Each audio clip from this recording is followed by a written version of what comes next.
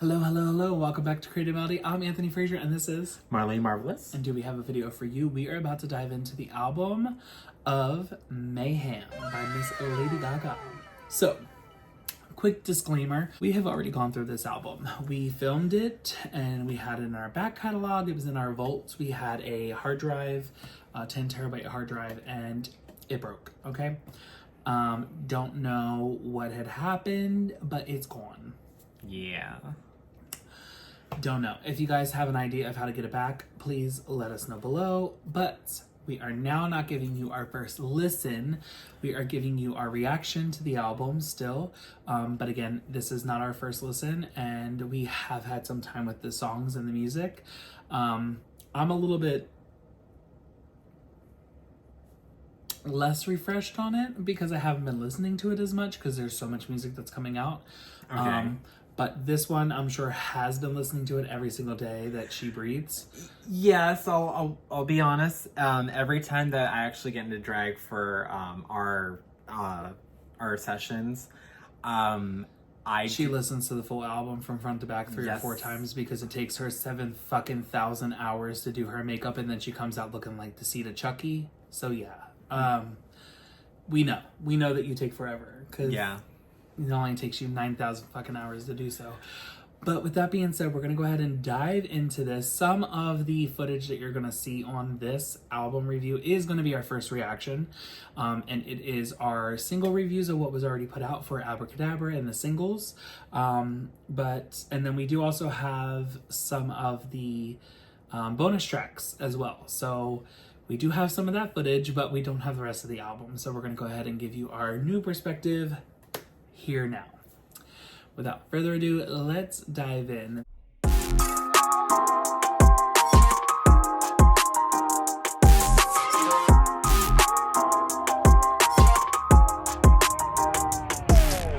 Until I feel the vibrations. The first track on the album is Disease. Here we go.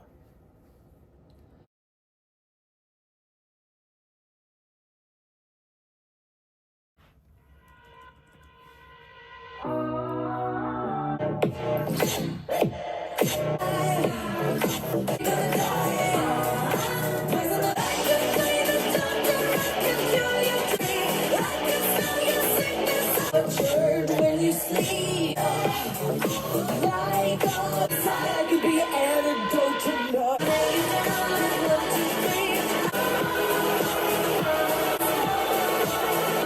Disease, if you were a disease.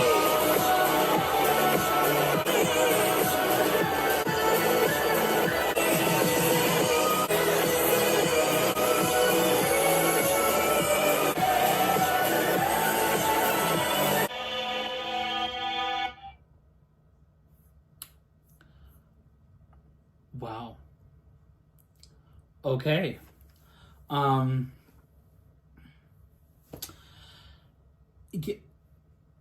I think I kind of need a moment, like just to digest. First of all, the fucking vocals. Yes, Gaga, you look so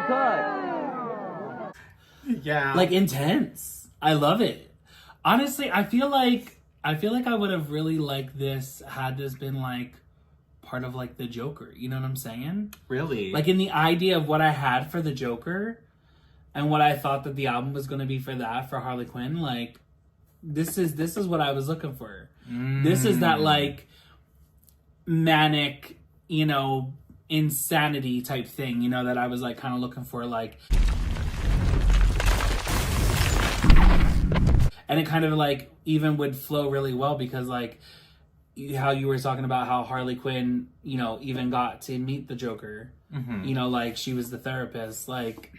Yeah. And then she wanted to cure him, like, I could cure your disease, you know what I'm talking about? Like, I could see it. I could fucking see it. But, as a song, though,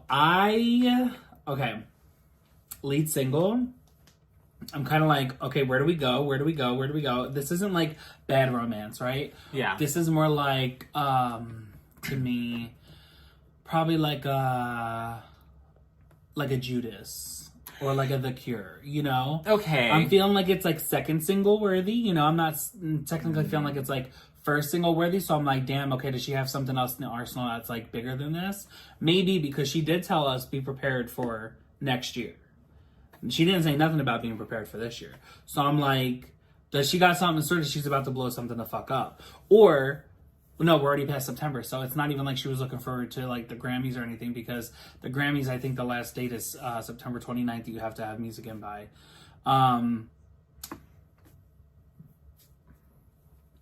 I don't know. I mean, grading wise, I'm probably going to give this an 8.5. Oh, okay. Probably going to give it an 8.5.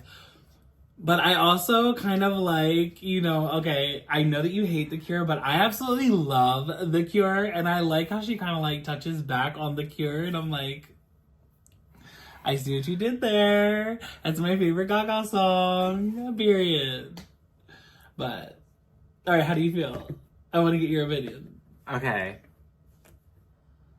Oh my fucking God! Talented, brilliant, incredible, amazing, show-stopping, spectacular, never the same, totally unique, completely not ever been done before, unafraid to reference or not reference, put it in a blender, shit on it, vomit on it, eat it, give birth to it. Like, I am so excited for this.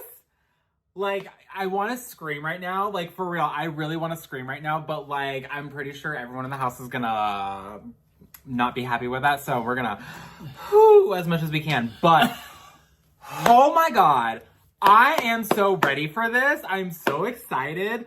Like, Oh my God, yes! oh my God. Okay, first we have to talk about the vocals. Probably like the most standout thing, because like I remember like she's talked about in a couple of interviews being like, oh, like I've really changed up my vocals, like I've really started to like do different things with my voice that I've never done before. And I mean, like, listen, like she's kind of like touched on these like little nuances with her voice before, right? And I always love it. It's always like my favorite thing to hear. But to hear her go full force, like go into like it's so weird, like. The voice is so like rocker, but kind of robot. Like the way that Gaga. I was gonna say it's so rock. Yeah, it's so rock. Like it's very like Gaga's take on like rock. You know, like yes, yeah.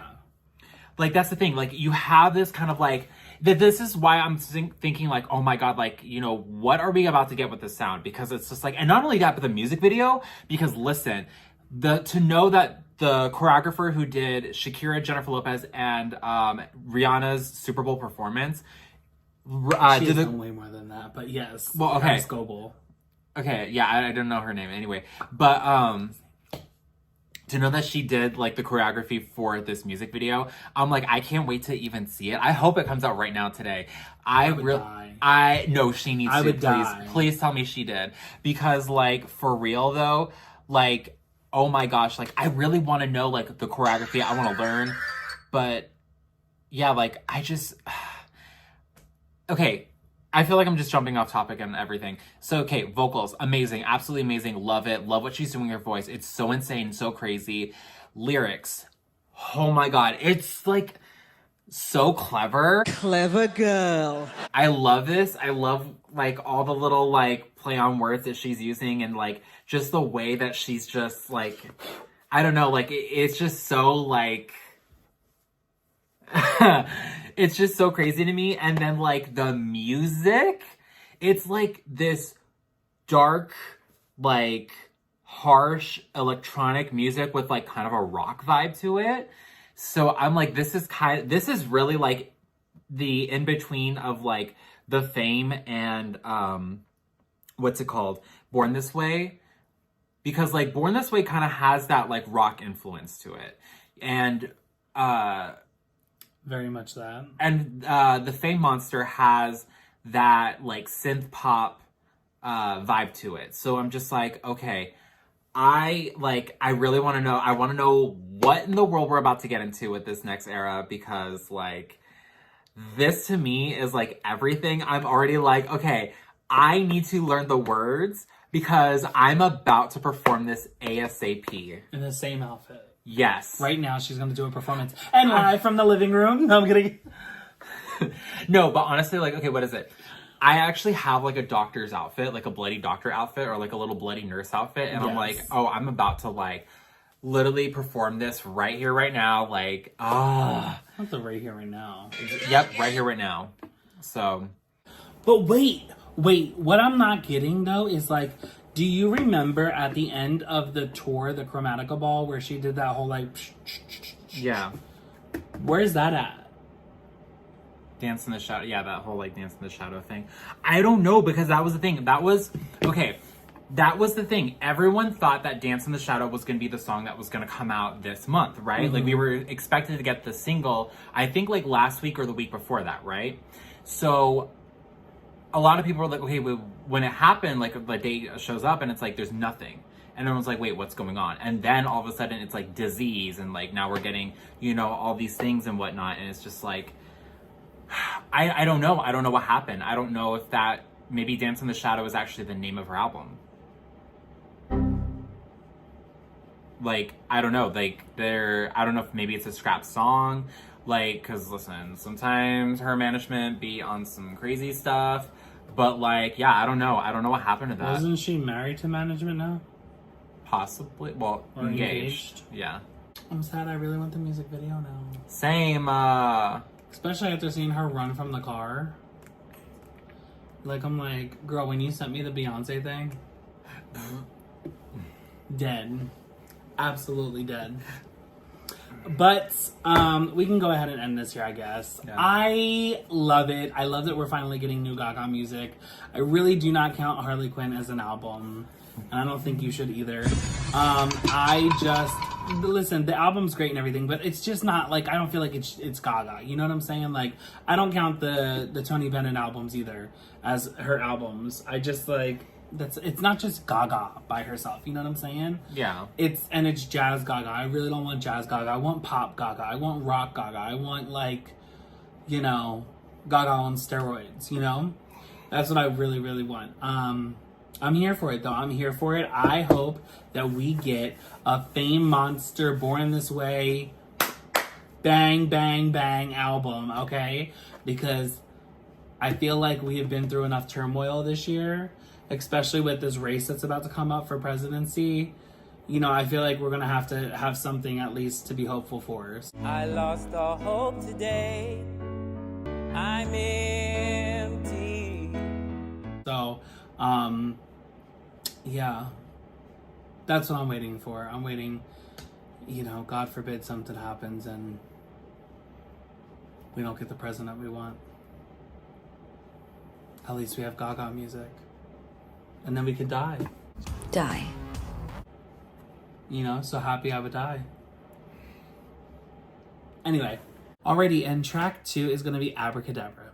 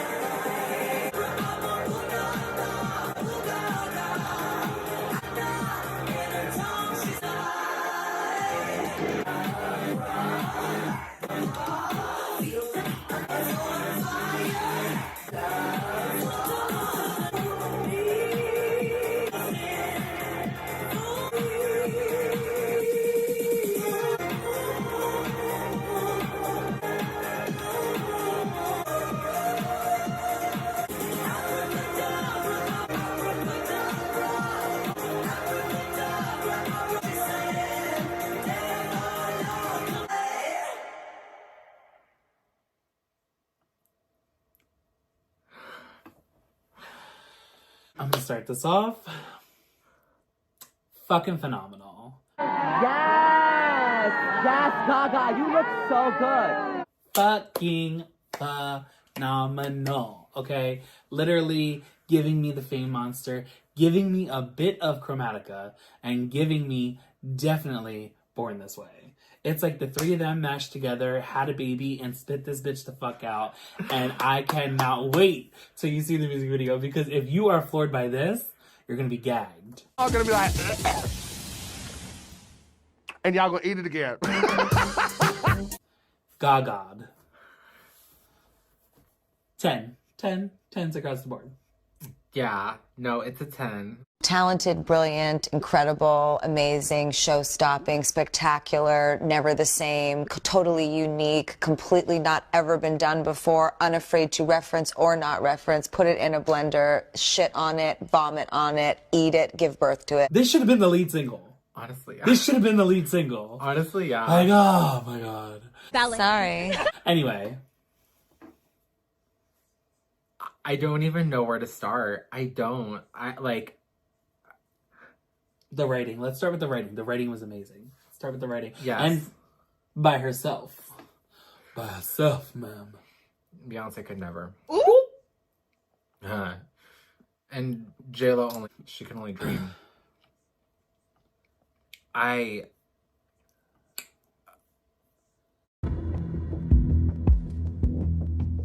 I'm in a complete state of shock. I forgot what I was gonna say.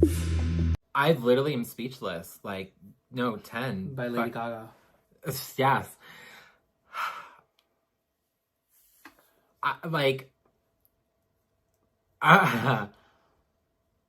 So good.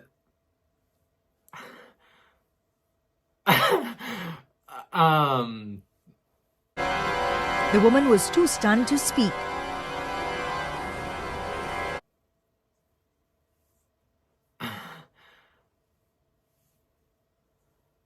I can't think. I literally can't think. I'm just like, oh my god, like, it's like, it's definitely the Fame Monster era. It's kind of Judas as well. It's like if Judas was in the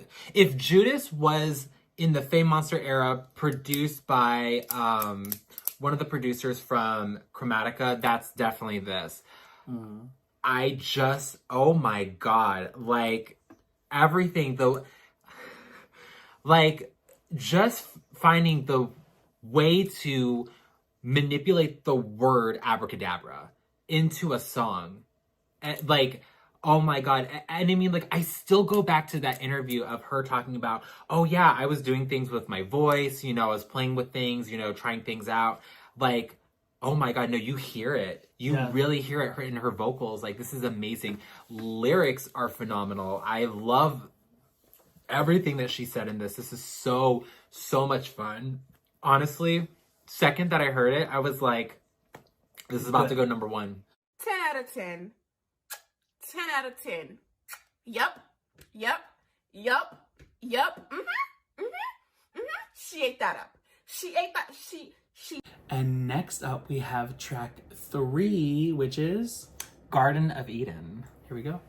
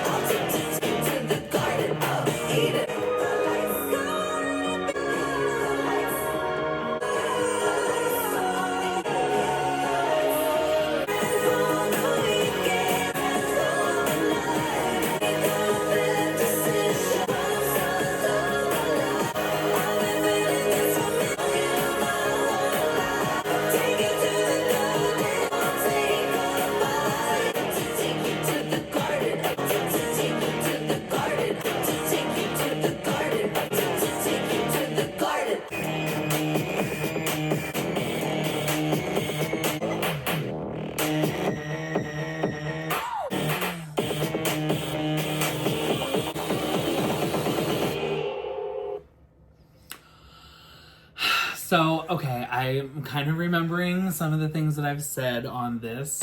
The first thing is that this gives a nod to a previous song of hers.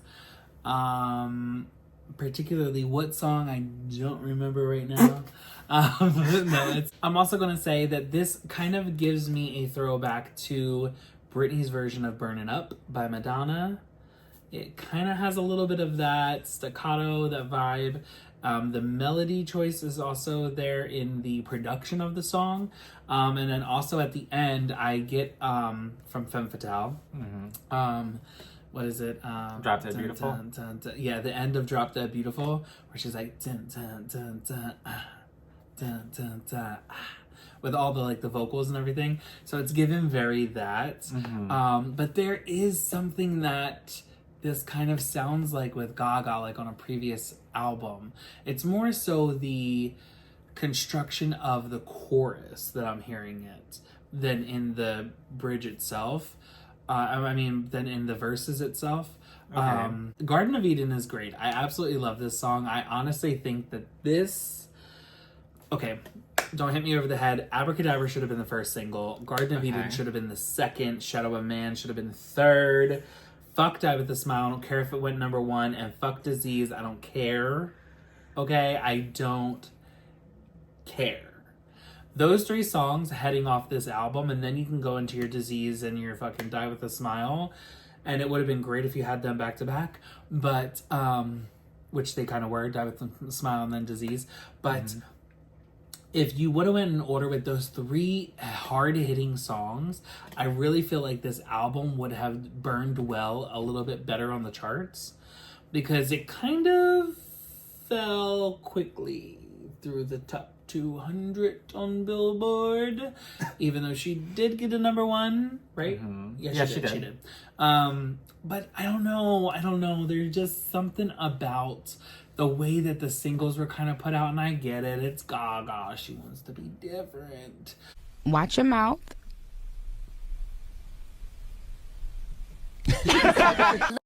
But this album is given like somewhat of a resurgence of the Fame Monster for me, right? And I'm getting this kind of like this grit and grime from that era that we had, and I'm hoping that that kind of continues because I really love that Gaga. I do want to say though, I feel like this album kind of touches back on previous albums of hers, like all of her previous albums, besides the Chaz ones. But yeah, I just feel like there's like these little touchbacks that she has in here. And particularly Garden of Eden, it also kind of sounds like it could have been for Allison. Oh, for the chorus. The chorus sounds very much like Allison from A Star Was Born. You know? And I don't know. I really love a lot of the music from A Star Was Born, especially for Allison's character as a, celebrity or a superstar. But yeah, I'm going to go ahead and give this song a 10. So yes, 10, 10, 10. I love the choices of the melody, love the production. I love the harmonies. I love the stacking. I love the choice of like the echo and the EQ and everything that's going on. I love the reverb. I really like this like hall sound that she has on her vocals that really kind of give that long echo. I really feel like it kind of fills out the ambiance of the song. And the chorus is the catchiest part. The chorus is my favorite part of this. I honestly could kind of like, I get the verses, they sound great, but they also sound like 2 different songs to me. Kind of reminds me of like Alien Superstar, where like it's the verses are one thing, but yet the chorus is like this like pop chorus, Okay, it just comes in, it's like really catchy. But yeah, no, I love Garden of Eden. I honestly probably would have started the album with Garden of Eden. I really do feel like the album should have started with that. Okay, listen, I'm going to give it a 10 anyway. Do I remember what I said about anything off this album? No. But besides me freaking out. But what I will say as far as for this song, I do agree. I love the way that she stacks her vocals and how she edits her vocals on this. I love the production on this. I really love this song. It's so good. And yeah, the chorus is probably the best part about this song. I could be your girlfriend for the weekend. You can be my boyfriend for the night. I'm like, I love that line so much. I don't know. It's just so like cunt. But I mean, listen, I like the verses too. I like the verses, and I like the pre-chorus. I like the pre-chorus too. I like a lot of this song. It's really, really cute. But the breakdown at the end, they're so polar opposite though of how they're being sung. Yes, but which is what I don't like about it. Oh well, okay, but I like it. But I also like the breakdown at the end. I think originally you said you didn't like that the breakdown didn't really transition. There was a breakdown? Yeah, the end. Okay. Oh. But yeah, you didn't like that the breakdown didn't really like transition to the next song. Which, okay. Yes, I did not like that part. So I really wish that it would have kind of like zzz into the next one. Yeah.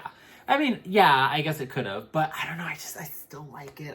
Like at first I was kind of like, yeah, I don't know how to feel about that. But now, the more that I listen to it, the more I just like it for what it is, and I'm just like, oh, this is so good, because you could have like your moment with it on stage. Right. True. Very true. Okay. With that being said, we're gonna jump into the next song, which is track 4. It is "Perfect Celebrity."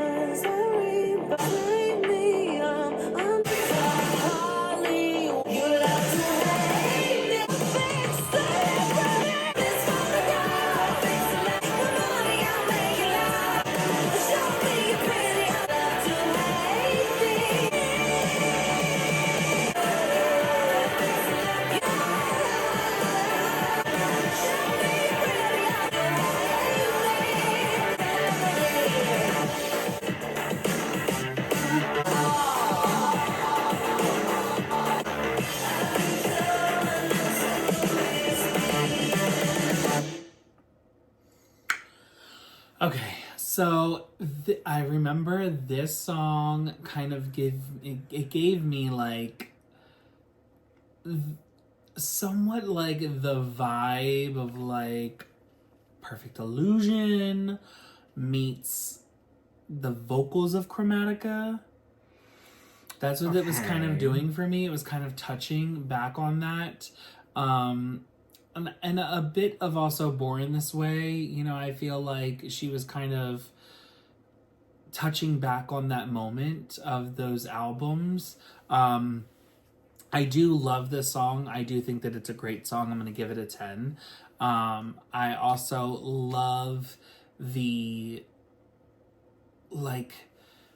shake that she kind of gives you, you know, like she's startling you in this song, and I love it.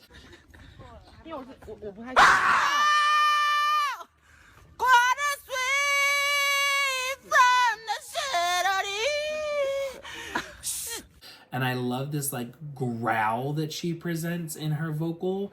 It's really, I don't know, it's like really present in her consistency, the consistency throughout the song, and like the vibe that she's bringing. She's definitely trying to give this like rock pop, you know, eccentric type vibe. But I will have to say that it lends very much to Adam Lambert. And I kind of cannot stand it, okay? But I still give it a 10. And I like what Gaga did with this. But, Okay. Yeah.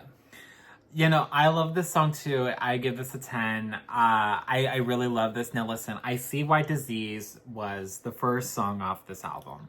You know, I feel like it is kind of the gateway into what we're about to get, because I feel like if you put Disease next to Perfect Celebrity, it makes sense. You put it next to Abracadabra, it makes sense. You put it next to Garden of Eden, it makes sense. These first 4 songs are amazing together, all next to each other, right?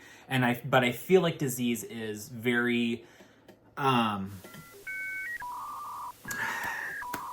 it just works, it blends well with these other songs because of the sound it gives. It can be it's a little bit electronic, but it's a little bit like dance, it's a little bit, you know, rock. So it has those vibes with these other songs, right? Mm-hmm. But for me, like Perfect Celebrity, I like that. You say Queen, to me, it's more like Kiss. It's more of that 80s glam rock, hair metal kind of sound. But with that's a what little... I was saying. When I said Queen, I meant like all of them. I'm just grouping them under one. Oh, okay. Yeah. But yeah, to me, like, it is very that rock sound, but a little bit more pop, but a little bit electronic, you know, get a little bit of that dance into it. But yeah, it's a really great song. I do like this. I love, but the thing for me that gets me is the fact that it sounds like we are touching back not just on previous eras in terms of the sound. It sounds like we are touching back on previous eras on the lyrics, because you're talking about Princess Die, which was an unreleased song back during the art pop, well, Born This Way, art pop era. Princess Die, the song, came out around the time when Gaga was touring for Born This Way. Mm-hmm. It was intended to be on art pop, but it never really saw the light of day. But then it kind of got reworked and changed into Princess High for a Zed song. That's a whole nother thing, which we can probably get into if you guys want to see it, and, you know, let us know in the comments below. But I mean, yeah, like even some of the lyrics here even sound kind of like, what's it called? Plastic Doll from Chromatica. You know what I mean? This whole idea of being like cloned by the industry, you know, or like just how the industry views you and is using you in your image, right? So that's kind of what I really like about this. So this to me is like the sister to Plastic Doll, lyrically. So, you know, it's funny that you say that. I was actually going to ask you if you feel like this could be the next installment or final installment in Paparazzi.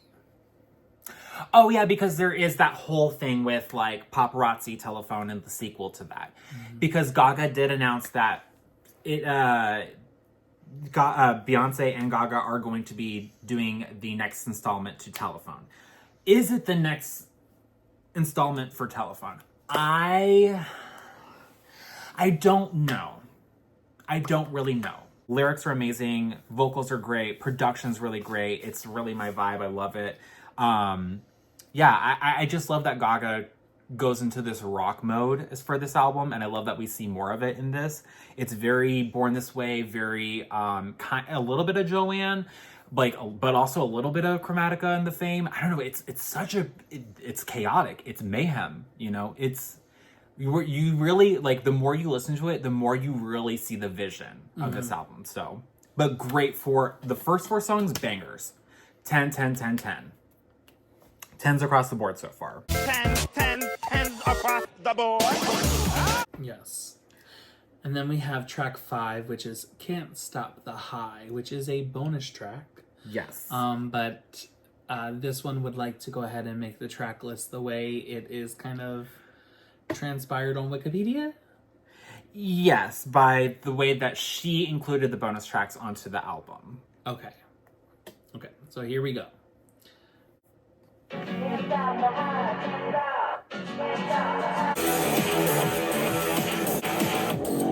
the theme and start the fight. My fate, darkness comes on. The as the panic settles your eyes. You go on now. I'm free. You're the trap. I can't stop my life. But the clock wants me. They should go on, but the night is getting blurry. So I'll have one too many one way. I gotta be there to take me. I won't be electric venom. Yeah, it's right. I got this feeling. Be home. Crowd, hot stars, scream and you shout. Dry eyes, people disappear. The lips confuse me. I'm a bird trying to go. Can't stop the heart. Not too much. Shut it down. I can't close my eyes. Stop all that, but the clock wants too many. Should go. My life is getting blood wants me. I had the party one way. I need them to take me. I want the alone. Just in a moment. I got the feeling to be home. Can't stop the heart. Can't stop the heart. Can't stop the heart. Can't stop the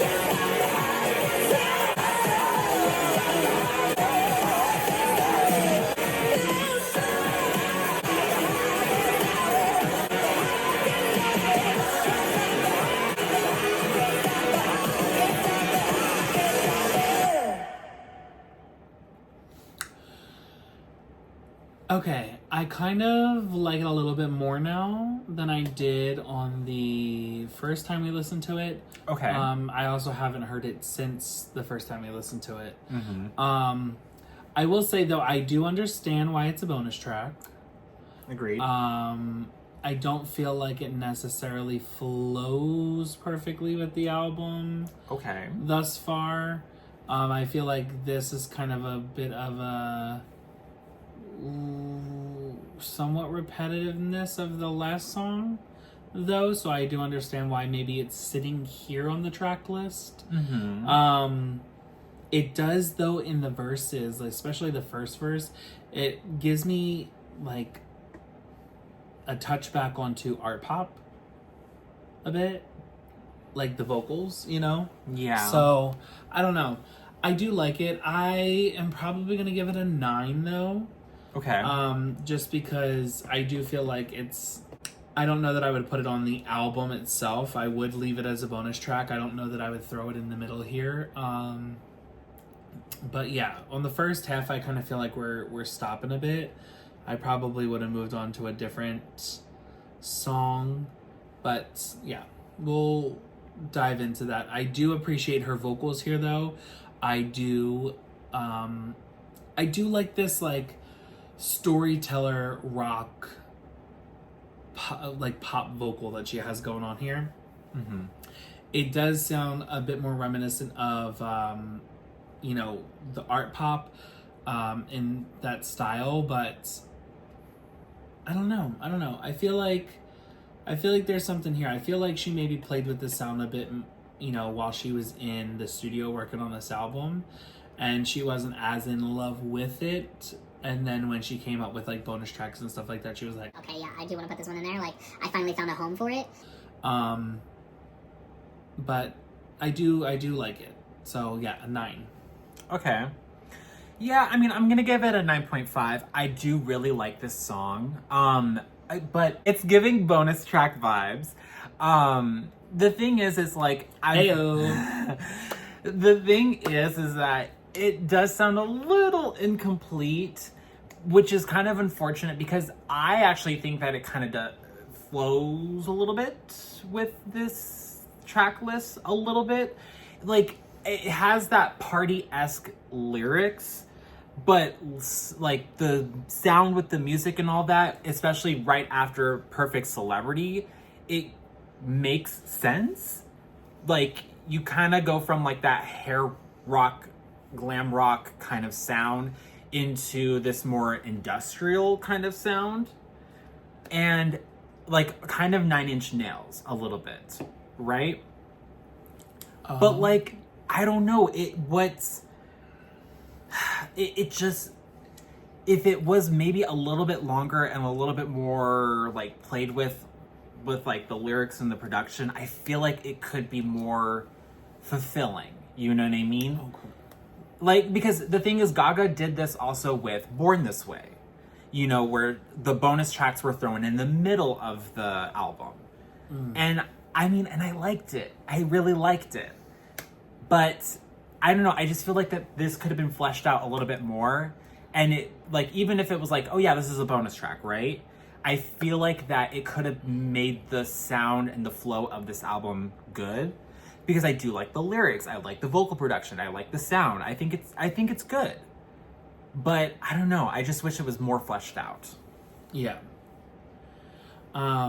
With that being said, we're going to jump into the next track, which is track 6, Vanish Into You.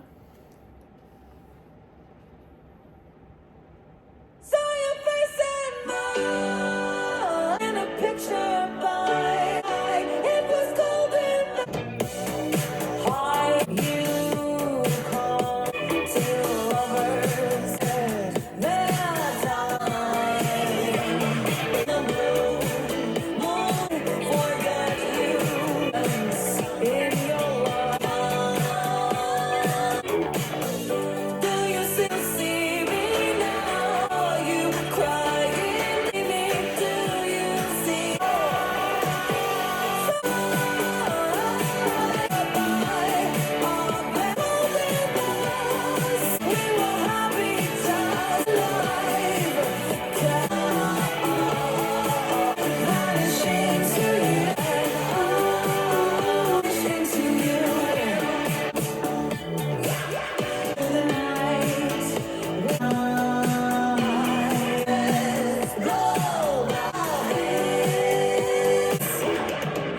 Do you see me now? Are you crying? Do you see? Picture by it was golden night. We were happy alive. Vanishing to you.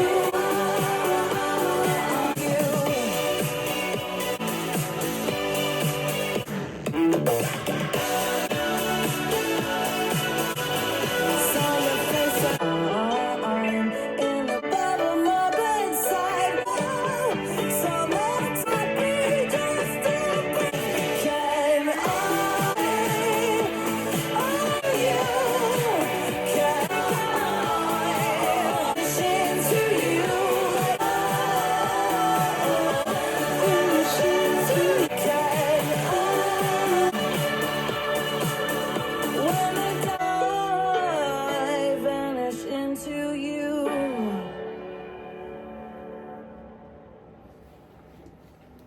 Now. Okay, I'm hearing a couple of things on this now that I'm hearing it again. This is one of my favorite songs off of the album, Vanish Into You. I also feel like this song plays very well into Bad Romance. Oh yes. I've said this. I will keep saying this. It literally gives me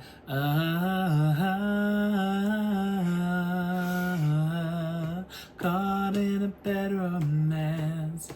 Like literally just it gives me that, right? But I will say this also, the verses play into art pop, right? It gives me that sound, that vibe of art pop and how she sung some of the songs on there. See, I don't know. It's like some of these songs, it kind of it reminds me that in that chorus, like Guy, Venus, Aura, right? But when it comes to the chorus and the pre-chorus, it's definitely given the Fame Monster, okay? It's definitely given the Fame Monster. I could literally see this song on the Fame Monster.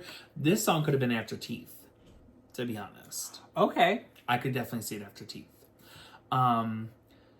No, I really like this song. I'm gonna give it a 10. I absolutely love this one. The production's great on it. The lyrics are great on it. I love the chorus. The chorus is so catchy. It's probably my favorite part. And I love her vocals on here. I do feel like, though, there is definitely a change in her vocals that I'm starting to hear on this album that I don't know that I'm necessarily liking a lot. Okay. They sound like they're aging fast. Like it kind of sounds older, you know? Like I'm getting like a kind of like Stevie Nicks type of sound on it. Okay. Like we're getting like this like higher pitched. It doesn't necessarily sound as like I don't know, as buttery. It sounds very like her voice was weathered that day, you know, like she was forcing a lot of these notes and her throat was just not holding up. It sounds like a lot of strain, and I don't know if that's just because she's been singing for a long time, and necessarily putting the strain on her vocals and not properly warming up and doing her exercises and singing properly all the time.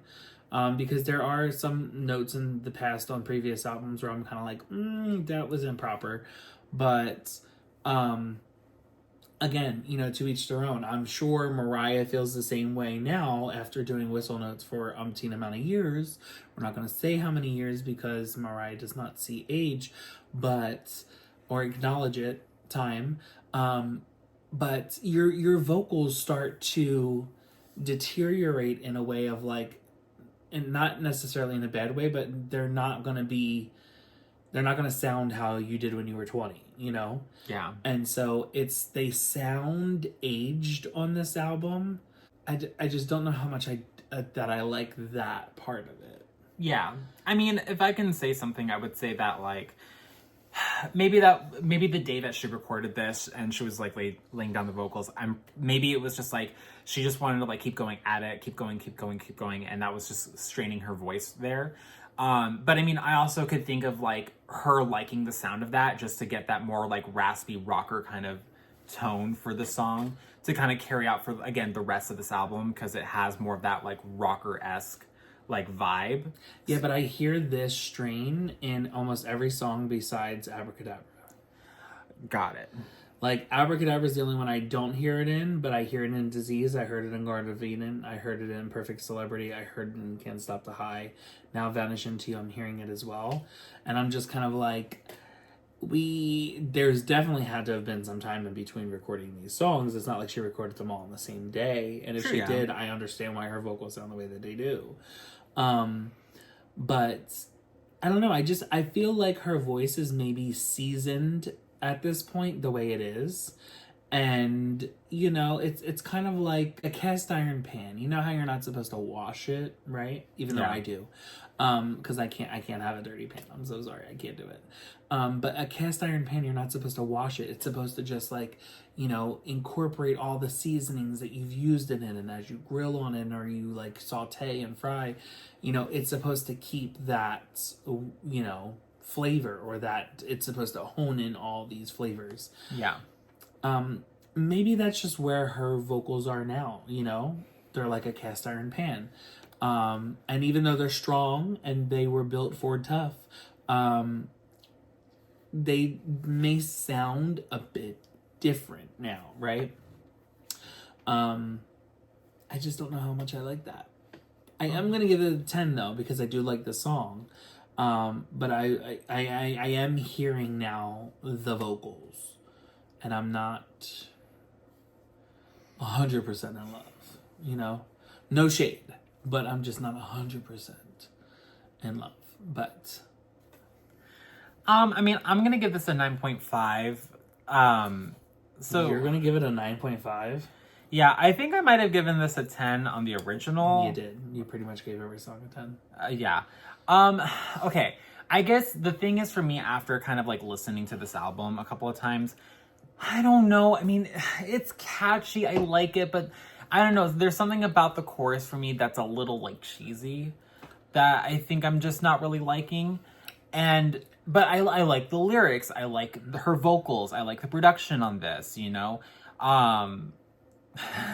Surprisingly, I like the strain on her voice. I like that more raspy rocker tone to it, you know? But I don't know. Like, I really don't, I don't know. Like, we get to, like, the post-chorus, and I feel like that's kind of where I'm taken out a little bit. I'm just like, it's kind of cheesy.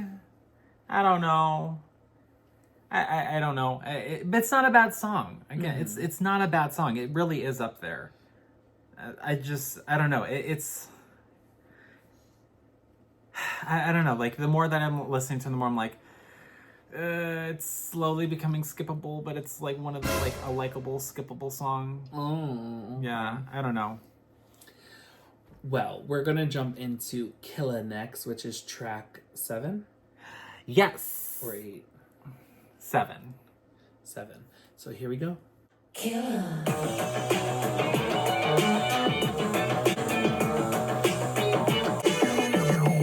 Standards and the boys out pass me by. Put your hand on the ass, I'm a murder. Yeah, you wanna be cool, but you make it starts to bleed. Yeah, it's hard, I'm gonna get you home. Dance, pray, believe, make the same thing she. I'ma be a diva. Make you scream, that's a matter of fact. I'm a killer, when you gonna die tonight. Killer, killer, killer. I'm a killer, die tonight. Killer, killer. Must find a cigarette out on these.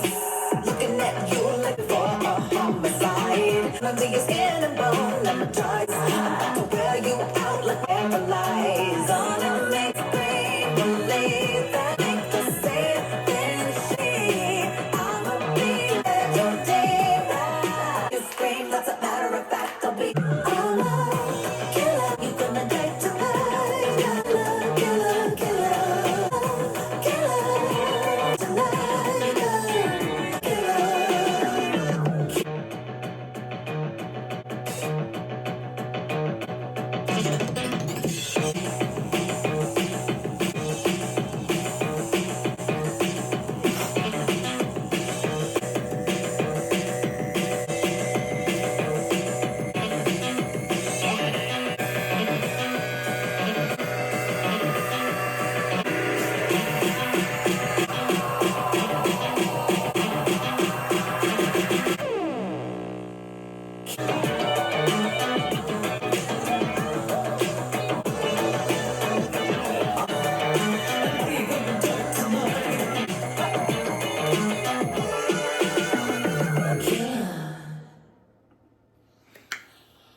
Okay, there's definitely a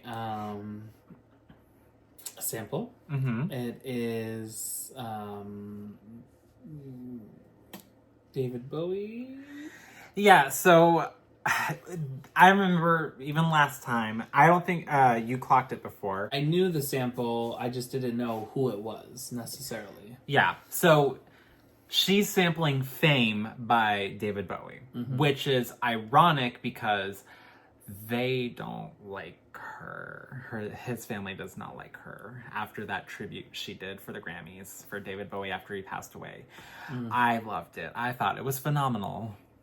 But And it can't be found anywhere online. nope. No. They But- said Cut that shit.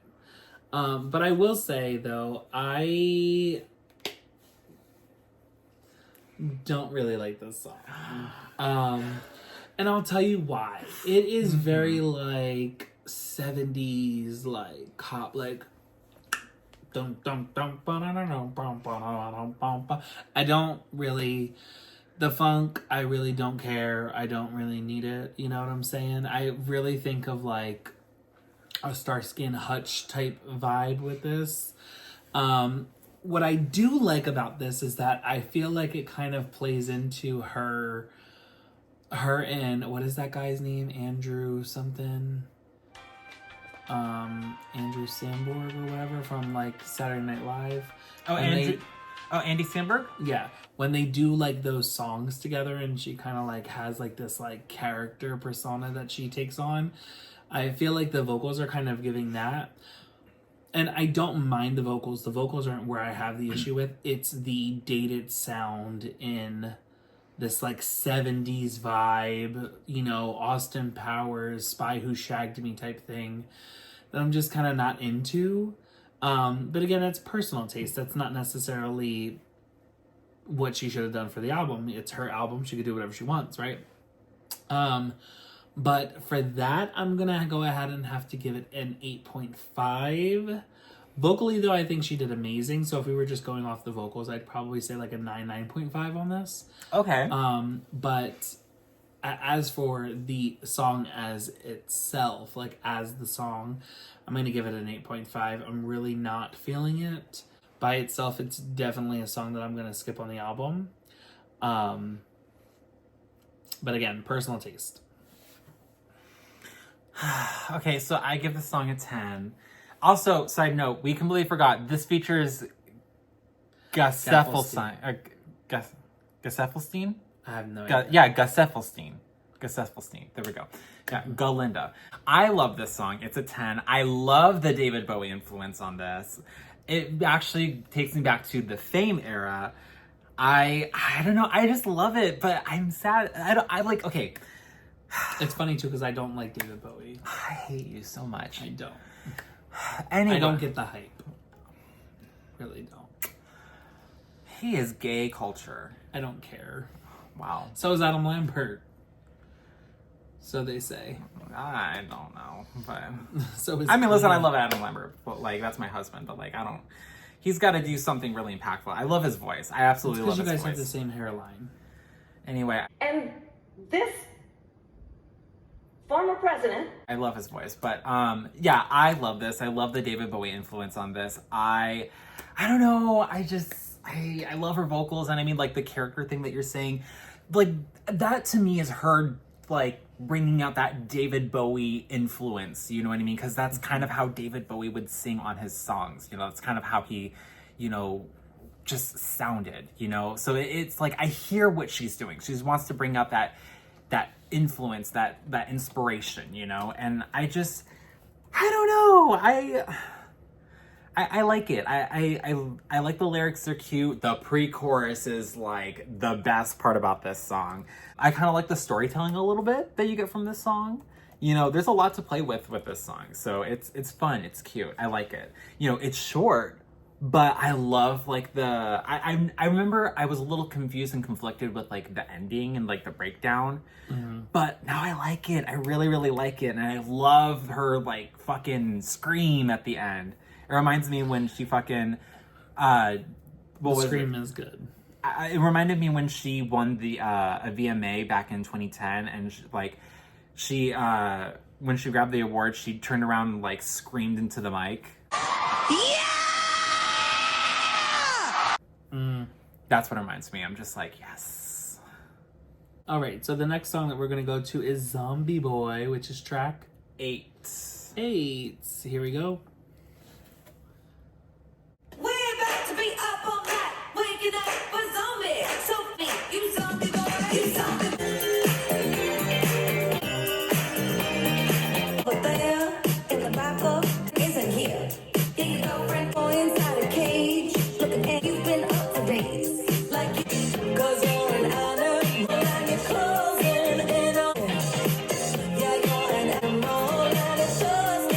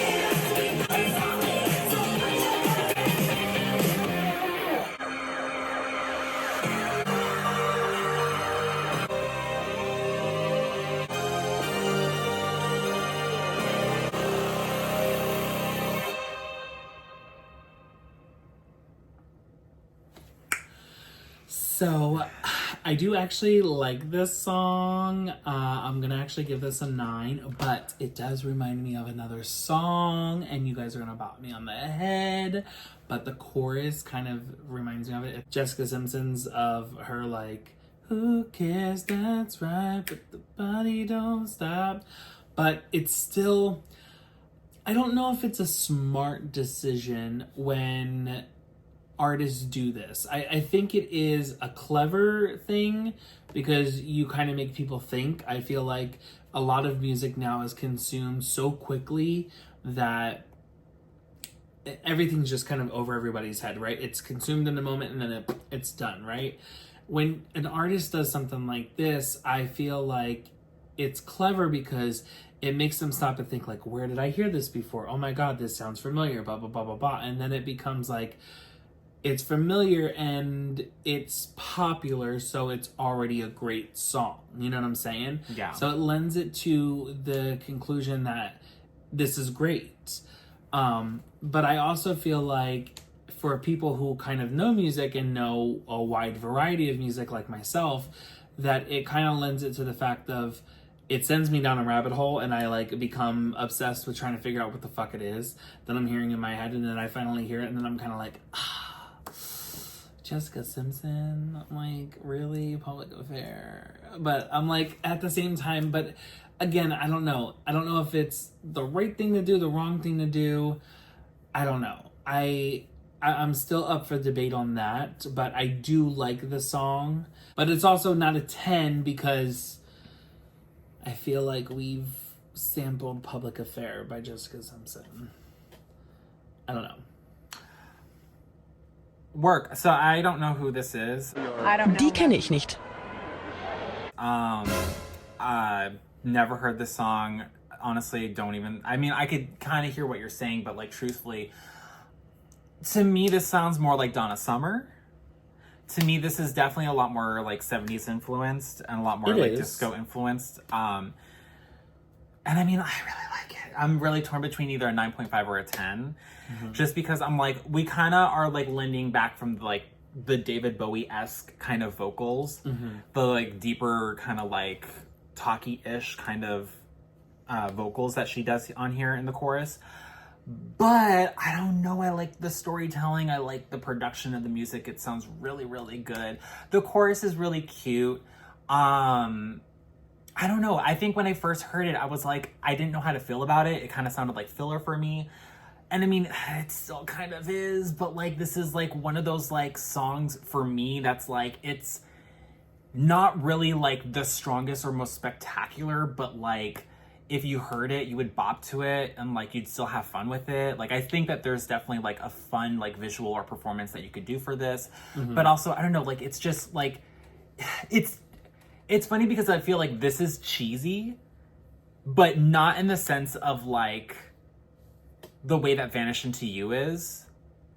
Like, I don't know, like, I feel like there's a, like, these two have like a cheesiness to them that, I don't know, like, for me, this one is just more that like guilty pleasure kind of song. That's kind of what I get from this. So I don't know, but I like this. I like it. It's cute. Also, I think that this is a tribute to Rick Genesis, if I remember that was his name. Zombie Boy. He was in Gaga's music video for Born This Way. I think that was supposed to be like, this might be a tribute to him. Who knows? But I think the fans have kind of decided that this was a tribute to him, but rest in peace. Okay. But yeah. Let's jump into the next song, which is Love Drug. Track 9.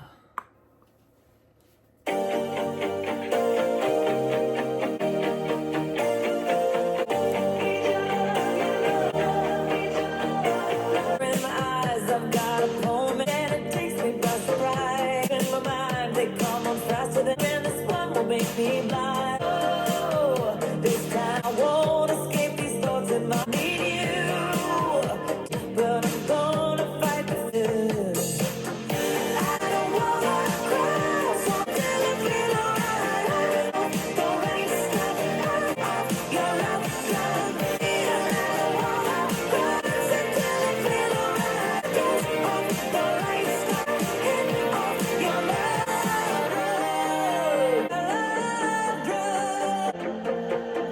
sorry, last words that you spoke to me, like my heart is in a bind. It felt and try so hard to know what's left.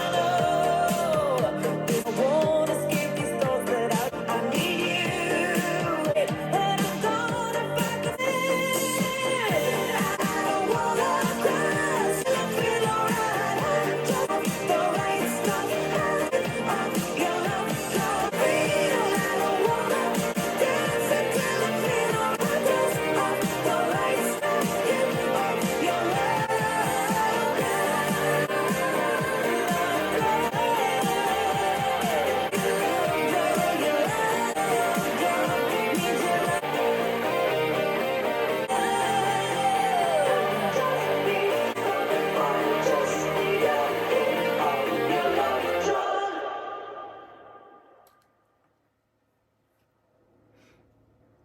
Again, y'all are gonna hate me. I do like this song, okay? But there is a sample here. We kind of have to talk about it, even though I'd rather not give this bitch any kind of time. Stop it. Get some help. There is a sample of I Kissed a Girl. And it's very apparent that it's here. The second I hear it, every single time I can hear it. And I mean, listen, Katy and Gaga are not fans of each other, okay? They do not like each other. The girls do not like each other. So I could see Gaga underhandingly sampling Katy just to be like, turn the knife, you know? But still, you have to give credit where credit is due. If you're sampling something, give a credit to the sample. And I know it's, 7 out of 8, it has to be, the full fucking 8 to be able to count as a sample. But there's too much here to not be sampled for the melody. Okay, there is something there. If I'm catching it, it's sampled, okay? But yeah, I feel like if we could just maybe not sample other artists unless we're gonna credit them, that's my only big thing. As for this song though, I would definitely give it a 9. I do like the song. I do like the vibe of this. So actually, Zombie Boy, I didn't really officially rate it. I'm gonna give it a 10. Also, I do want to say, as much as I like kind of the ending to it, I feel like it's a great way to transition into another song. Unfortunately, I don't think that this was the song to put after it. And I'll get into at the very end of this how I would, put the track list together, or at the very least kind of explain the tracking list and how I feel about it. But as for this song, I think that Gaga is original and that she makes up her own music, and Katy could never. And I mean, Kesha loves this song too. So yeah, I mean, I understand why. But I understand why. But no, how do I feel about this song? I love this song. It's a 10 for me. I wish it was longer. I wish we got like another chorus at the end of it. But I don't know. I love the journey it's that the perfect size. Oh, well, perfect length. Oh, but no, I feel like I love the journey that you go on with like the lyrics and stuff, and like just kind of this like very emotional kind of thing. You know what I mean? This like yearning and lost and this sadness, but like you just trying to run away or something. I don't know, like the turmoil, like you just hear the turmoil in the lyrics and the vocals and stuff, and it's just like, I don't know, like it's fun. I love it. I love the lyrics, especially the chorus. I love the chorus. Okay, well, we're gonna go into the next song. How Bad Do You Want Me? Track 10. Yes, let's play it. The good girl means that she was. How do you want me? That she, free that she might. 'Cause if I get you, how bad do you want me? You like my hair?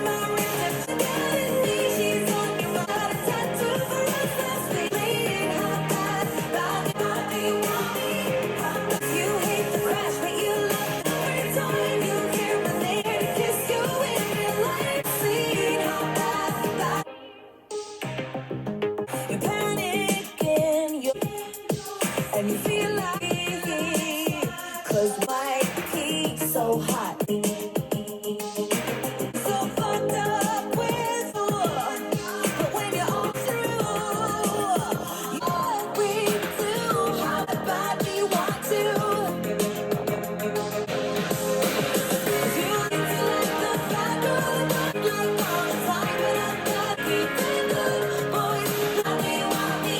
How bad do you press me? You love the rush, and every time you hear my name, you should kiss you in real life. See how bad, oh, you love a good girl, every girl that you make a bad girl make love to me. How bad, in your head ain't real, how bad. You like my hair, my bad girl, you got it in me. She's time and I got a tattoo. Boys, please me. How bad,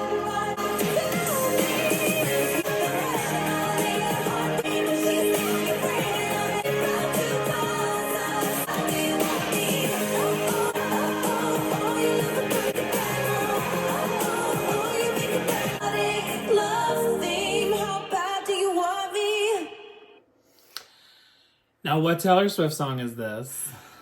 Blank Space. No, it's not. It's definitely 1989. It definitely sounds like something from 1989. Yeah, I don't know. I'm kind of hearing this as it is very Taylor, okay? It is very Taylor Swift. And I feel like there is a sample here, okay? We have to give the sample. Again, I like Gaga's version. I like this song. I'm just torn with all these samples because they're making me think of all these other songs. I'm going to give this a 9 as well. I do like the song. I do like the lyrics, even though it seems a bit simple in the writing, which lends itself a bit more Taylor for me. Personally, I feel it lends itself that way. I'll have to listen to the other song to find out. When we get to 1989, I'll let you know. But I don't know. I do like this song. Yeah. I do like this song. It's catchy. It's cute. I like where it's at too in the album. I feel like it's in that stage to kind of like pick you back up before the end. And it's a good burner for the album to be here at track 10. I feel like it's decent. Yeah. Okay. I don't know. I am going to, I don't know. Because here's the thing. It's the same cheesiness that, Vanish Into You is. It's that same cheesiness, which is that same Velveeta. Sure. I like that cheese. Yeah, that's... Oh, yeah, you were talking about cheese. Anyway, but yeah, no, it just, to me, it's like, it's the same thing with Vanish Into You, the same thing with The Cure, the same thing with a lot of, like, the pop songs that were from A Star Is Born. There's, like, a little bit of that cheesiness, that poppy cheesiness that I feel like is just a little weird and different for Gaga, because I feel like sometimes she's just a little not that. But I don't know. I also kind of like this song, too. I like the production. I like everything. My biggest problem with this, though, is the fact that the bridge just went nowhere. It literally was just a sentence and that was it. And I was like, no, like, you could have expanded on that. That would have been really cool. Because I felt like, you know, we were like, I don't know, like, I like the journey of the production, right? I like the journey of the vocals. Like, we were going on a really good route. And then we get to that bridge, literally the sentence. And then we just, like, it was like a giant leap. You know what I mean? We went from like a 2 to like a 10. You know what I mean? I'm like, we could have gone to like we were building up, dropped it down to a 2, and then went straight to a 10. But like, it was like an immediate jump, like a huge plateau. And I'm just like, well, why didn't we just like kind of kept it a little bit low, slightly gradually build it back up into this big, you know? Like, I feel like that's what should have happened. But I don't know. I'll give it a 10. It's not bad. I do like it. I hate the fact that everyone likes this song because it sounds like a Taylor Swift song. That's my big problem. You hate that everyone likes it? Yes. Okay. I don't know that I like it because it sounds like Taylor Swift. I think I like it better that it sounds like Gaga. Oh, well. To be honest, but yes. Well, I never said that I liked it because it sounds like Taylor Swift. I'm just saying other people do. Yes, other people like this song because it sounds like Taylor Swift, and I hate that, so. Right. On to the next, which is... track 11, I think. Don't Call Tonight? Yeah, track 11, Don't Call Tonight.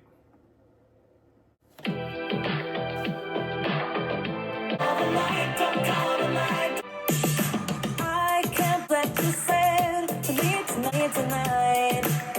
Sending the street signs hard. I need to cry to feel it.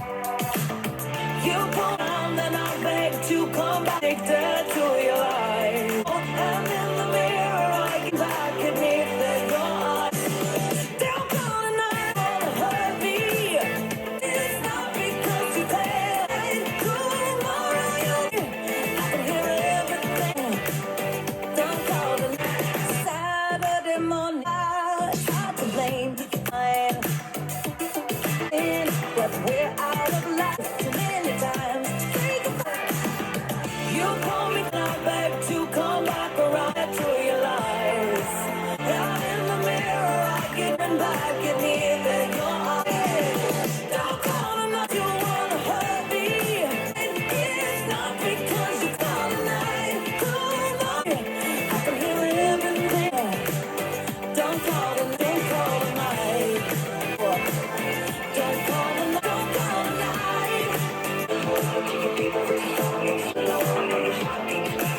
Where you belong. Galvanese scream so loud. 'Cause your heart is in the zone. And then you hear the phone. Oh, that's you. Don't call tonight. It's don't call tonight. Let me. I can call him. Don't call tonight. Don't call tonight today. Tomorrow you deserve me. They say it from here. Don't call tonight. Oh, don't call tonight. Don't call tonight. Don't call tonight. Don't call tonight.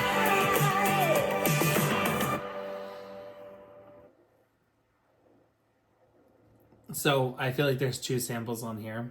Okay. The first one is herself, Okay. Alejandro.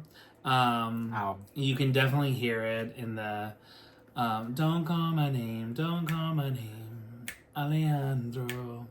I'm not your babe, I'm not your babe, Fernando. You know, don't wanna kiss, don't wanna touch, just want my cigarette and hush. Literally, it's the same chorus. It's kind of like she took the bones and the skeleton of it and just said, let's rework it with some new words. But then there's also musically, production-wise, there is a nod to a song by the Backstreet Boys. I don't know. Again, play around with it if you want. That's filthy. I definitely feel like they should be credited on this, and if not them, it's probably Max Martin, because I'm pretty sure that's who the fuck wrote the song. It's gonna be a 9 for me as well. I do like this song. I really feel like this kind of helps keep the album moving. Is it the best song on the album though? No. Right? Is it a burner? Yes. You know, does it help the album? I feel like it does help keep it moving. But is it skippable? No. I don't feel like it's like skippable, but I also don't feel like it's, you know, necessarily a single, right? Yeah. It just kind of lives on the album. But I do like it. I do kind of prefer this a little bit more than some of the other tracks. But. Okay. I am going to give the song a 9. This is my least favorite song off the album. And I do find it skippable. I don't care. Especially when you're on the original album track list. Like, it goes into Shadow of a Man. I would rather listen to Shadow of a Man next, immediately right after. But like, yeah, I don't know, like, it's fine. Like, I don't really like the chorus. I don't know, it's just very repetitive. But I don't know, like, I like the verses, I like the bridge. The production on this is cute, but like it also doesn't really go anywhere, it doesn't really do much. So it's definitely filler. Does it help the album?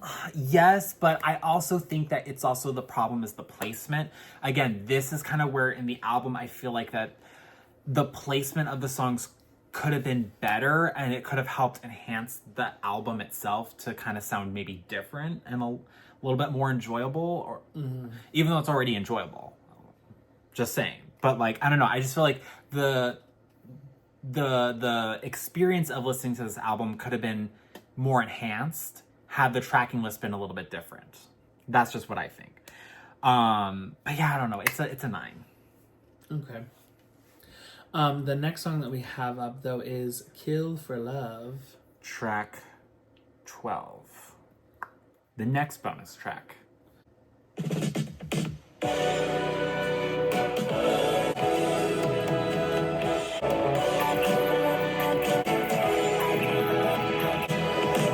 The moon is calling. You got me out of me. You know what I wanna be mine. Don't worry, it's mine.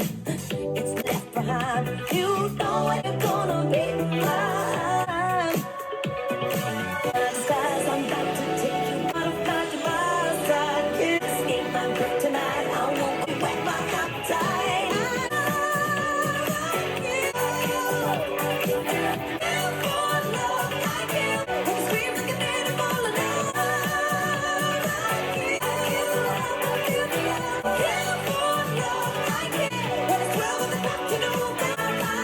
Have no illusion, and I found my next bound. I know what you are mine, but being tonight I want to take you by surprise. You'll be I kill for you, and I won't go home without a fight. I kill for your love, beautiful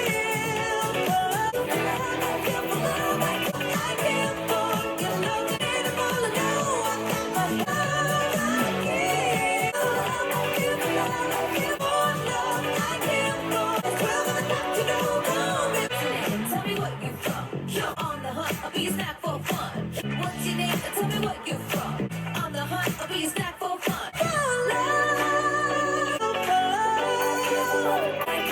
yeah, for love tonight. When you scream, look at hands tied. Yeah, for love, I kill for your love tonight. When it's moving for the wild.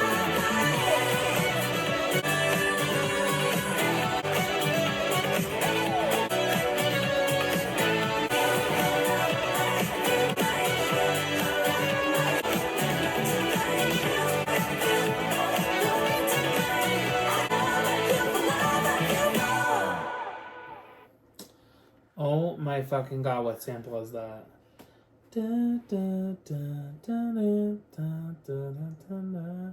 Abracadabra? Prisoner? By Miley and...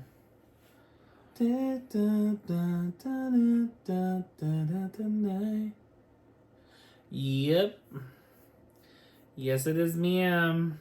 I'm so mad. I hate this. I hate this about myself.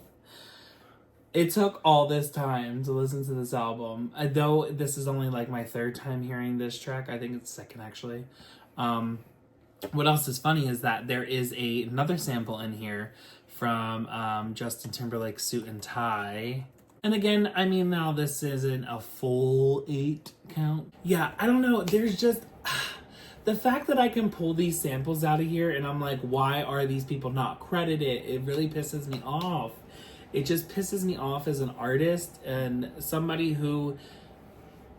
I do the production and I do the songwriting and all that other stuff, so it does piss me off. And again, I'm going to get off my soapbox in just a second. I wish artists would do the right thing when it comes to music if it's not your original idea, and you can say, I was inspired, I want to pay homage, or, you know, this kind of gave me an idea for this, then do that, right? Talk about where it came from in the sample, and or the interpolation of it, right? What it was of the song that kind of helped you create what you have. There's nothing wrong with that, right? Especially if you don't have to necessarily pay for copyright or for the whatever, right? But at least talk about it, at least pay the homage, and give the credit. This song, though, I will say, I prefer this bonus track over the other one. I do feel like this fits more to the idea because it not only lends itself to the next song, which I feel is perfect to go right before Shadow of a Man, but I also feel like this plays into some of the 70-esque songs that are on here, because it does have some of that intertwined in it, but it's very light, right? Yeah. And so I do like this more. I do wish that this was on the actual album. Maybe Killer was off. I don't know. Maybe Killer was a bonus track. I don't know, y'all. I don't know. Killer is great performing-wise. I don't think this is like as strong of a contender as Killer, but Killer just isn't my favorite on the album. I don't know. But I'm gonna go ahead and give this song a 9.5. Okay. It's just it's the samples that are taking me out for it. Okay. I am going to give the song a 10. I do like this. The more that I listen to it, the more that I like it. Now listen, I hear more of a Michael Jackson influence, and it is so perfect that even on the bonus track edition that this is close to the next song. Where do you hear Michael? The beginning. So yes, I hear the Rock With You drums.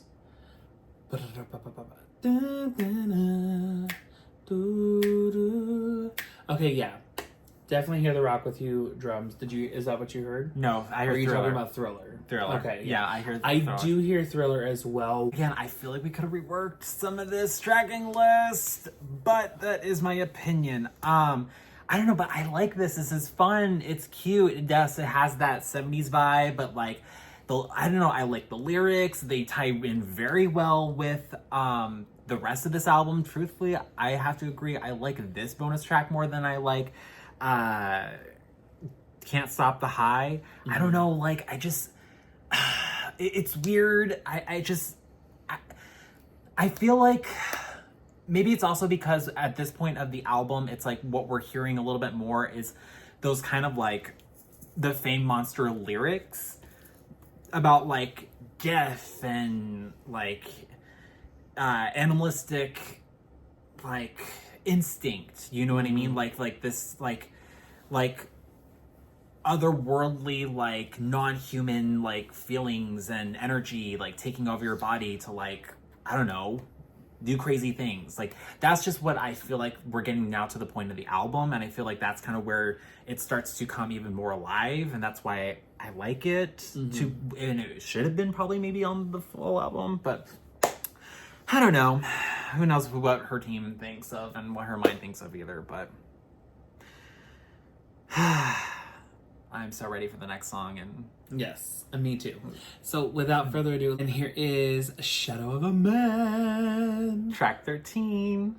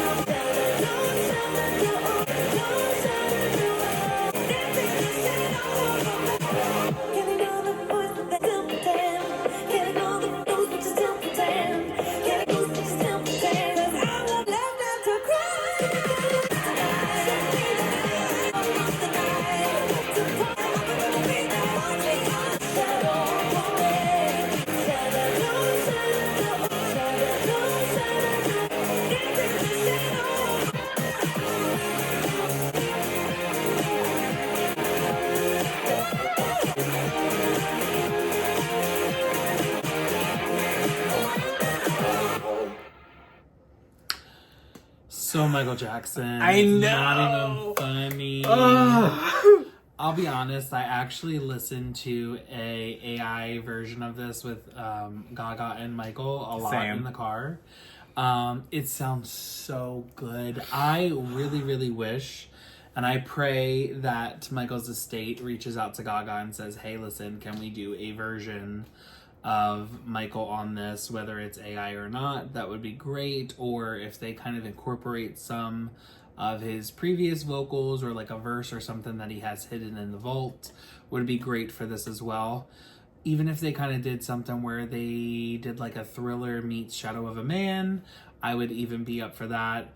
But there has to be something. I just think like Michael needs this kind of resurgence, and people need to appreciate him again. Yes. And I feel like Gaga may have a trick up her sleeve.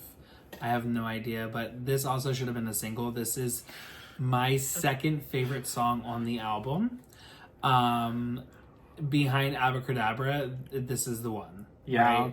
Right? Again, this should have been a single, and I'm gonna go off the deep end and say Abracadabra should have been single number 1. This should have been single number 2. That's just how I feel. I feel like the album would have done fantastic, even if they opened as like the lead single was Shadow of a Man, and then they did a Shadow of a Man featuring Michael Jackson, and then they did Abracadabra. Can you imagine the fucking chokehold? 2.5 million people in Rio, she probably would have had 5 million people. Hands down.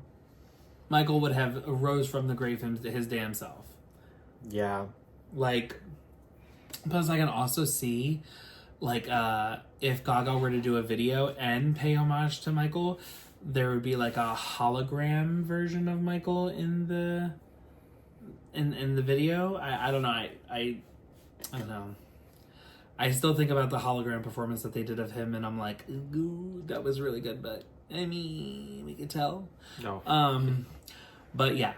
That obviously it's a 10. 10.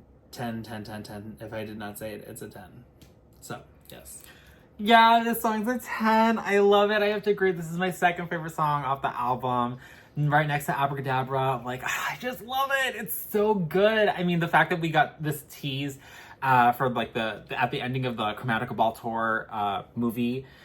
Oh my god, I was like, oh my god, this sounds so good. And like her doing the Michael move and stuff. And I was just like, it also brought me back to Telephone, which is why I think that this would be the next installment for the whole like Telephone series. I would love to see it that way.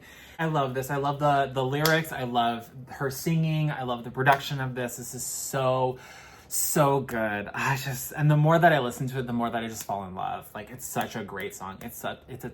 Like, yeah, I love it.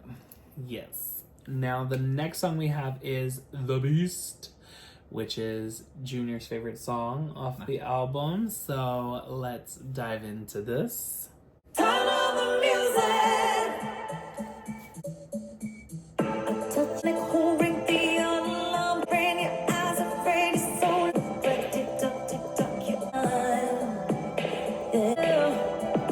Because in you that I have heard for so long, you whisper and tick tock, you're almost. Yeah.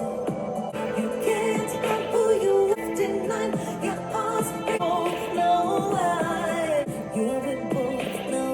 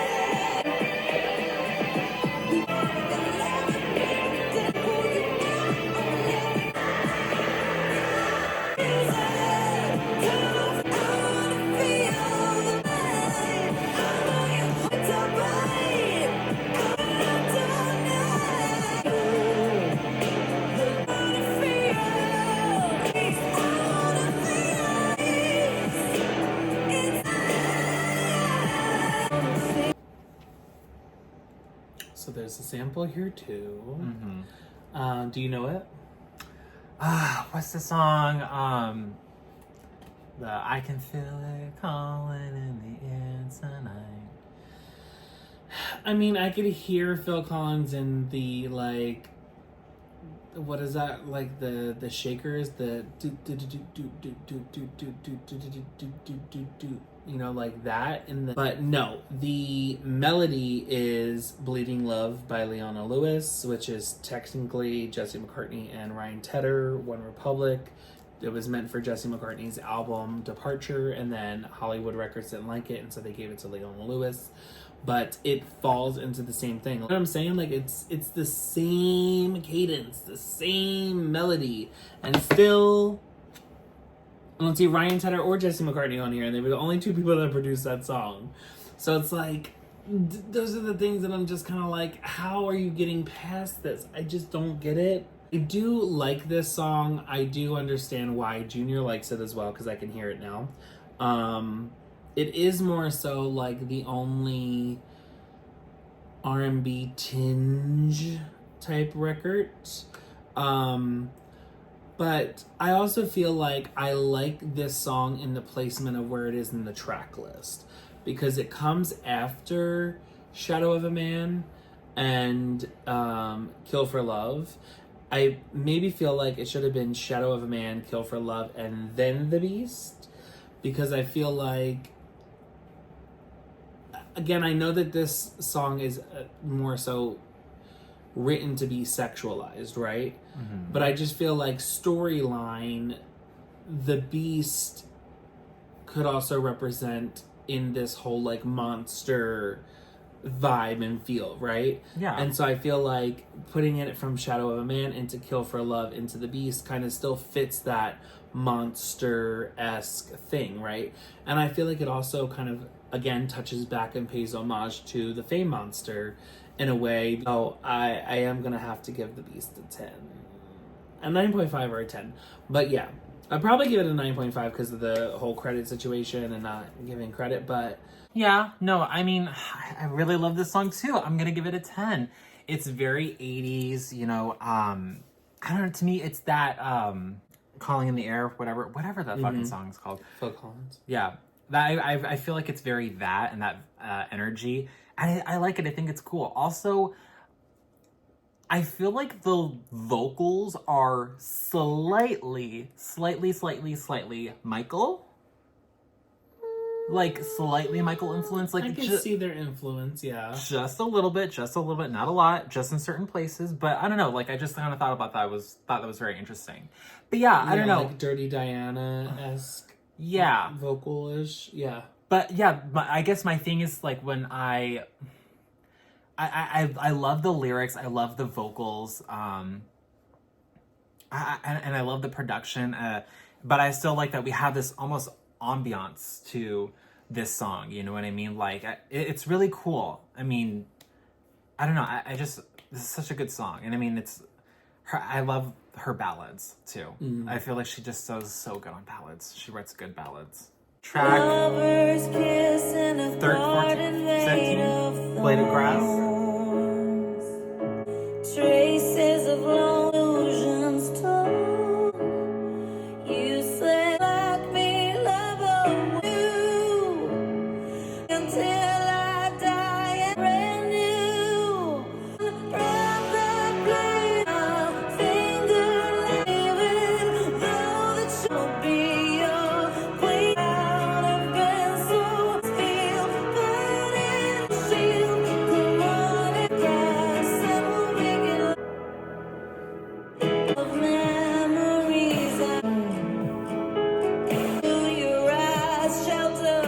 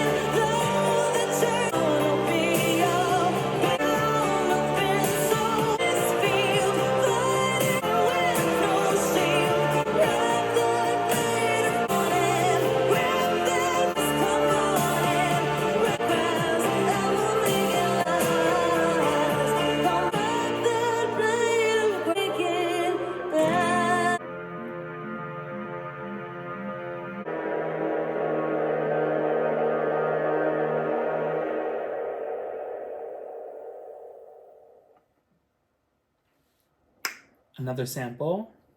So there is So Am I by Ava Max. So am I, so am I, so am I. There's that one. And then there is... It is a One Direction song that I'm hearing. Can't particularly point it out right now, but it's there. Blade of Grass, this is where I kind of fall along the lines of what you were talking about with cheesy songs. A little bit, especially when she talks about it like, oh, he brought a blade of grass in from the backyard and blah, blah, blah, wrapped around my finger. I was just like, what are we, 2? It kind of reminds me of when Britney was in her Perfume single and she did the music video, and then the guy gave her a nail or something, and then she turned it into a ring and put it on his finger. Like, it's just so cheesy. Like, who's thinking of this? What are we, 13? You know what I'm saying? Like, this is just weird, right? When you're 30 and 40 years old, we don't think about this stuff, right? It's just like, I don't know, childish a bit. But all that aside, I'm going to give the song a 9 because I do like the song. I also don't feel like it should be at the end. Really? I feel like this song should be somewhere in the beginning of the album, maybe like track 5. And I feel like we should kind of pick up after this song, especially the way that the song ends. I feel like it kind of ends in a way of like we're about to take a twist or a turn in the story. You know what I'm saying? Like, I don't know, to me, like, I feel like this song is very movie-esque. And what I could also see is like, this is like this like hopeless romantic love scene before the guy gets like in a car wreck, right? And he almost dies and he's on the hospital bed for, like whatever till the end of the movie. Yeah. This is kind of like the moment before the big impact, not necessarily the climax of the movie, but the impact, the problem or conflict that is about to ensue that kind of separates their love. And so I feel like we should have played more on that in this album and kind of put it where something chaotic was about to come up. Okay. And then kind of spun off of that. I don't know. I love placing songs in a track list where they kind of tell more of a story and they flow better. And I feel like the ending on this, even though it's different than the rest of the song, I love it. I love the ending on this, and I feel like there's so much you could do with it that kind of just... It's better than to just leave it towards the end, because, I mean, going into Die With a Smile, I'm like, oh, that's not the song I would have picked after this? No, not at all. I definitely think Die With a Smile should have been kept for the end, just because I'm tired of hearing about Bruno. But, yeah, I don't know.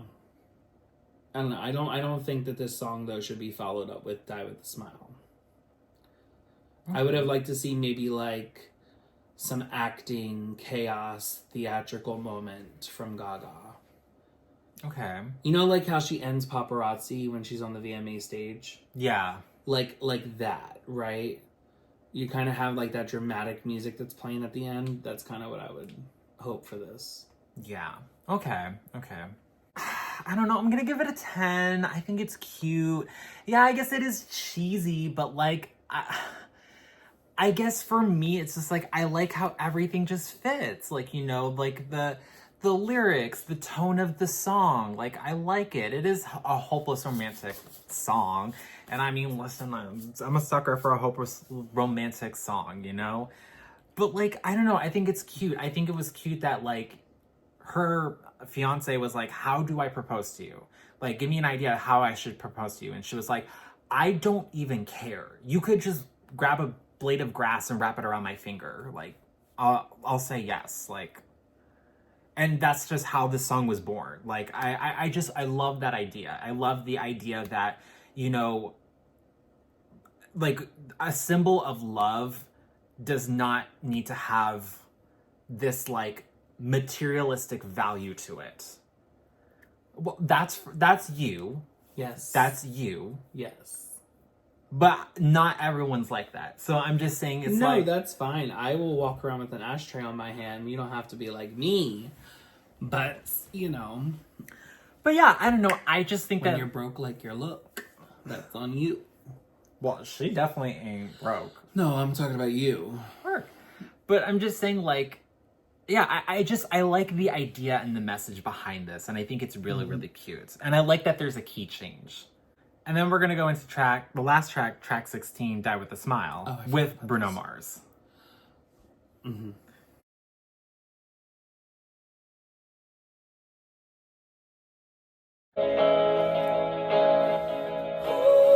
What it all means to you. I'm liking the lyrics thus far. Right? I know you're on the edge of your seat waiting for her to just even breathe on the track. But I want to say it kind of gives me a typical Bruno Mars sound. Obviously, it's his voice, duh. But I'm talking about like instrumentation and stuff like that. Like it sounds like something that he would have sung on his own. You know, and I'm thinking about like this is for the Joker movie, right? Yeah. Okay, like lead song from the Joker movie. I don't know that. Thus far, of what I heard, I don't know that this is like lead song motion picture material. You know what I'm saying? Okay. I was waiting for something else. This seems like the song that you hear with the credits when they're rolling.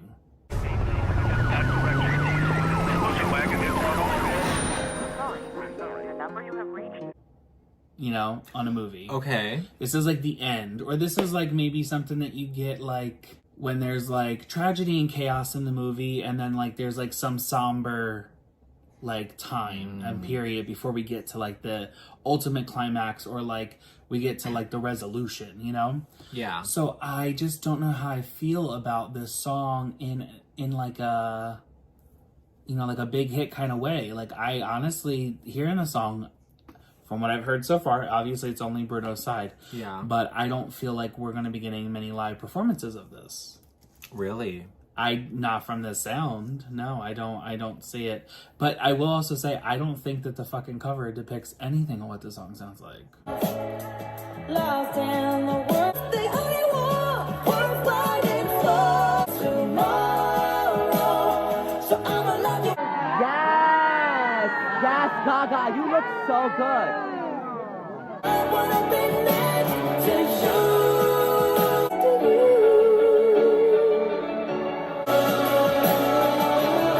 And downtown on earth was soon with the smile to you.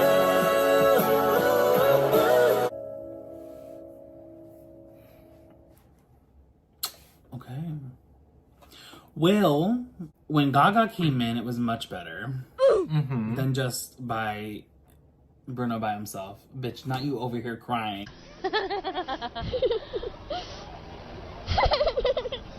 I'm not crying. Full in tears, eyes watering. and I'm not everything. crying. Kill me now. Anyway, no, yeah, I like the song. I love them together. They sound so good. Oh my god. This So is like good. a dream come true for me. Is it? Yeah, I'm like... You love Bruno Mars? Yeah. No, but I have to like, for real, like have to hear their like vocals come together. Mm-hmm. Oh my gosh, like, I didn't realize how much I really needed it. Okay. Yeah, I just... My only problem with this is that the cover, I hate the cover. So I can only imagine what the fucking video is about to look like. Because it looks like it's probably pulled straight from the music video. But the cover makes no sense to me. It doesn't fit the movie. I see that her eyes are a little bit like the Joker. If you zoom in, they have like that kind of like triangle shape above and below. Yeah. What do they call that? Like the scroll option?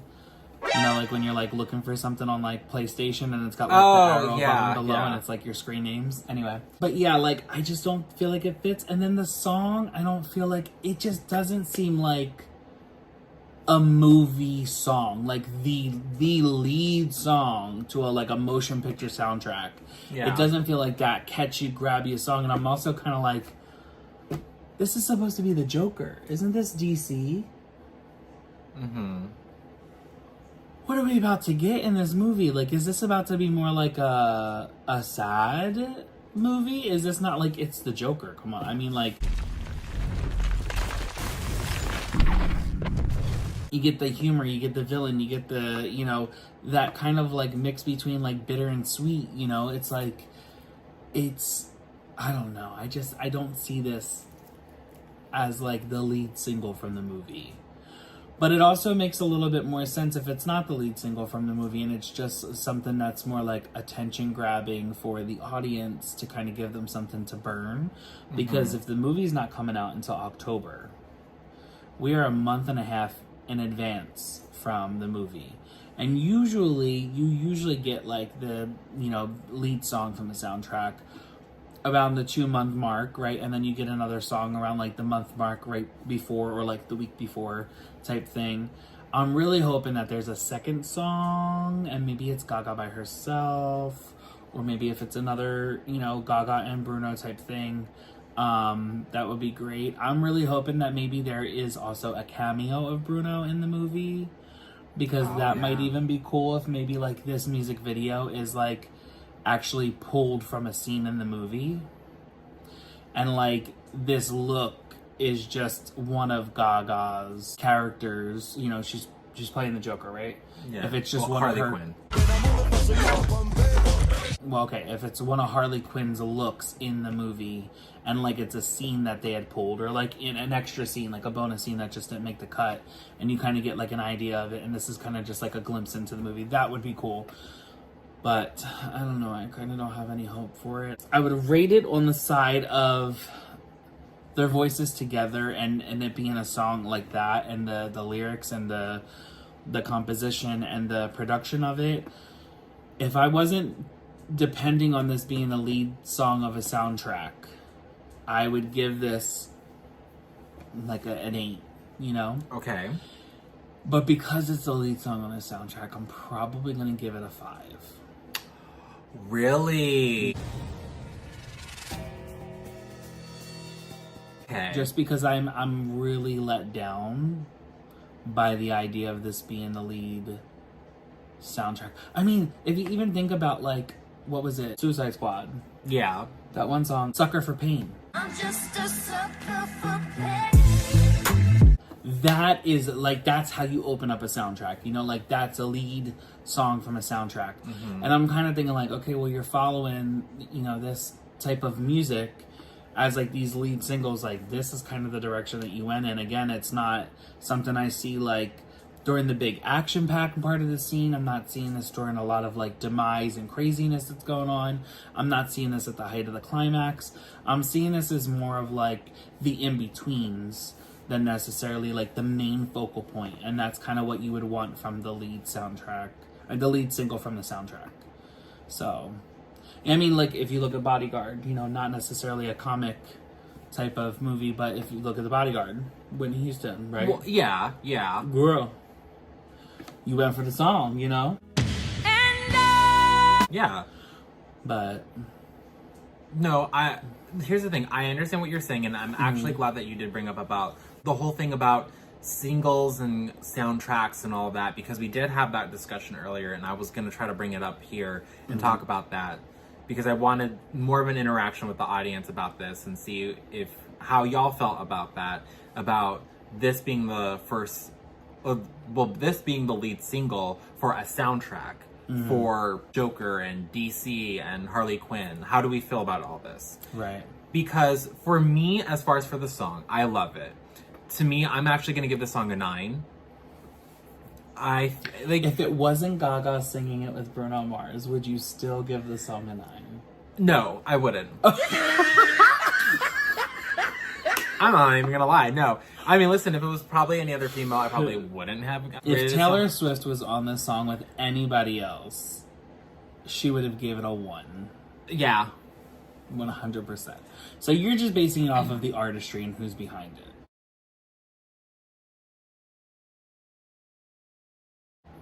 Well, yeah, because here's the thing. I like how it all comes together, and I like everything. I love how they blend their voices together. Oh, yeah. Their harmonies and melodies sound amazing together. They just fit very perfect. Oh, for real. Now, the one thing that I find very interesting with this kind of song, right, is that typically when you have a duet like this, Bruno Mars came in by himself, right? So you expect that when Gaga comes in, she's going to be by herself. Didn't happen at all. No. And that was kind of the weird thing for me. Because I was like, I thought that I keep going back and forth. Do I want to hear what it would have been like if Gaga was by herself in the second chorus, and if she would have just done the second chorus by herself? Or am I okay with this? Because I actually do I like that they came together. But I'm like, was that too early? Was that actually a perfect time? I keep going back and forth on this. She's a cute girl, cute next to gorgeous. Gorgeous is gonna, devour cute. I just don't know. It's funny you say that because literally I was sitting here thinking like, okay, we got Bruno opening. I really thought we were gonna get Gaga opening, but we got Bruno. Yeah. And as soon as I heard Bruno singing the first verse, I said, Bruno wrote majority of the song and probably produced majority of the song. This was probably handed to Gaga like, you're in the movie, let's do a duet. And then I was like, okay, well, did Gaga go in and write any of her stuff? And I didn't want to look up because I didn't want to distract you from like what we were doing. Yeah. But at the same time, I was like, I'm really kind of curious as to what this is because it definitely seems like more of a Bruno type song. Does not seem more Gaga leaning, but Gaga is very versatile. She could just, you know, she's the verse, she's the verse girl. I'm a power bottom. I feel like Gaga maybe should have had her own standout moment, but I also feel like maybe Bruno was hired to write songs for the soundtrack. This song was pulled as a song that like Gaga was like, oh my god, I like this, I want to be on it, could somebody reach out to him? Or he kind of reached out to her and said, hey, my team, your team, let's do this duet together for the soundtrack since you're in the movie, you're one of the main actors, you're also a singer, a very good singer, and a very popular singer, so it would bring it to like, top 10 hit or number 1 for the album, for the movie and for the album. And I really feel like that's kind of the direction that this went in, and there wasn't really much thought beyond that going into this, but I will pull up the writers. Yeah, because I am curious as to... Bi-curious. No.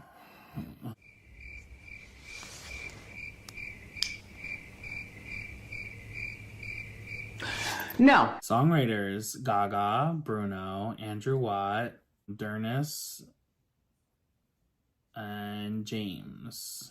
Representatives for Gaga confirmed that the song would be a standalone single, and Gaga herself added that its Instagram announcement serves as new content for fans while they wait. So this isn't even for the movie. Oh. This has nothing to do with the movie. It's just a standalone single. Interesting. Well, that is good to know. I fucking hate standalone singles. I'm gonna be honest with you. Whenever a song does not have a home, it really pisses me off. I hate when orphans run around. Fuck them kids. Fuck the kids? Yeah. Well, I guess that changes everything. I guess that changes my whole perspective of this. I'll give the song an 8. Okay. I like the musicality of it. If it's not based on a movie, then I really have no way to be pretentious about it. I will say though that the single cover just still doesn't make any sense. I hope that the music video helps correlate that a bit more. Yeah. Even though my favorite color is blue. And I do like the color that they're wearing too, like the version of blue, but the hue of blue, I should say, the shade. Me and friend, how about you? No. Now that you know that it's not part of the movie, it does. You probably should have looked this up beforehand. Wasted 27 minutes of our life. No, I mean, even without this being a part of the movie, actually, I think I'm going to bring it up to a 9.5. Again, if it wasn't Gaga that's on it, what would you rate it? I mean, if it was just Bruno by himself, probably an 8. If it was neither one of them and it was some other 2 people, like Taylor Swift and Post Malone. 2. And Yeah, no, but I don't know. That's the thing. For me, like, I do love the lyrics of this. This is so cute. I also have a question for you because I honestly been thinking about this ever since I saw something come up in my feed on YouTube the other day. Okay. And it kind of makes a little bit more sense now that I find out that Gaga did a song with Aerosmith. So remember the interview that Gaga had? I think she was in the bubble outfit and she was talking about how Britney gave her credit when writing for Quicksand on the Circus album. And she was like, Britney didn't have to do that. Britney's like a big star and I'm just like starting out, and like she really like helped me a lot, and I really appreciate that because Britney's, you know, that girl and she doesn't have to do that, but Britney's very humble in this and that, yada yada yada. I feel having me write a song for her, and she gave me a lot of credit for it, and that means a lot. She doesn't have to do that. No. Why would she do that if I'm new and I'm essentially trying to take a spot? I find it funny how that was in 2008, 2009 when she had that interview and she said that. I think it was 2008, December 2008. She went ahead and said this and they were like, oh, are you going to be going on tour with her? Because Britney starts a tour in March. It was actually March 31st of 2009. She started the Circus tour. And Gaga was like, no, I'm not, but the Pussycat Dolls are.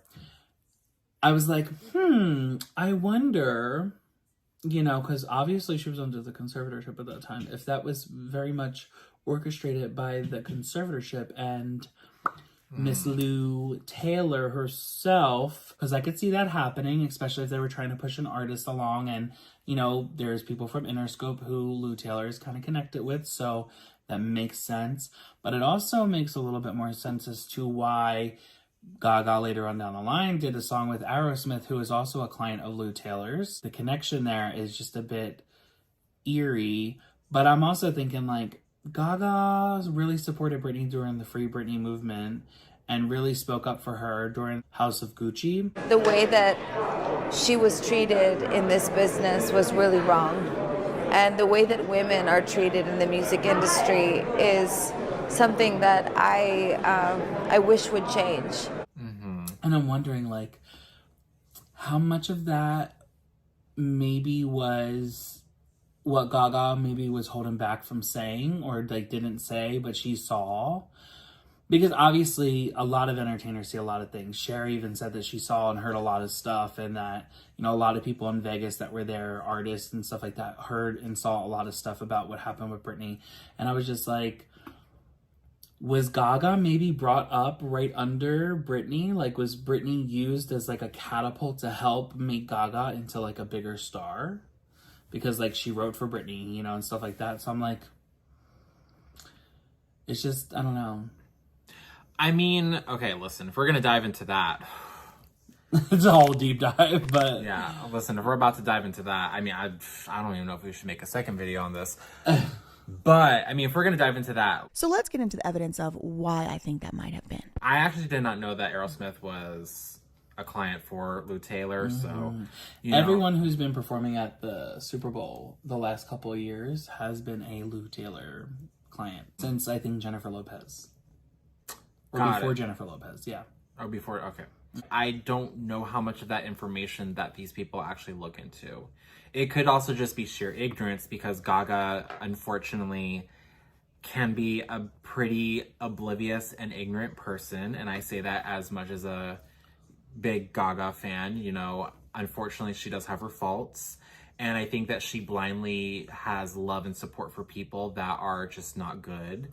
So it could just be that. I think that I mean, who knows? It could also just be something that there's like a contract that was like, you have to do this, or, you know, maybe her management told her, like, you know, work with these people.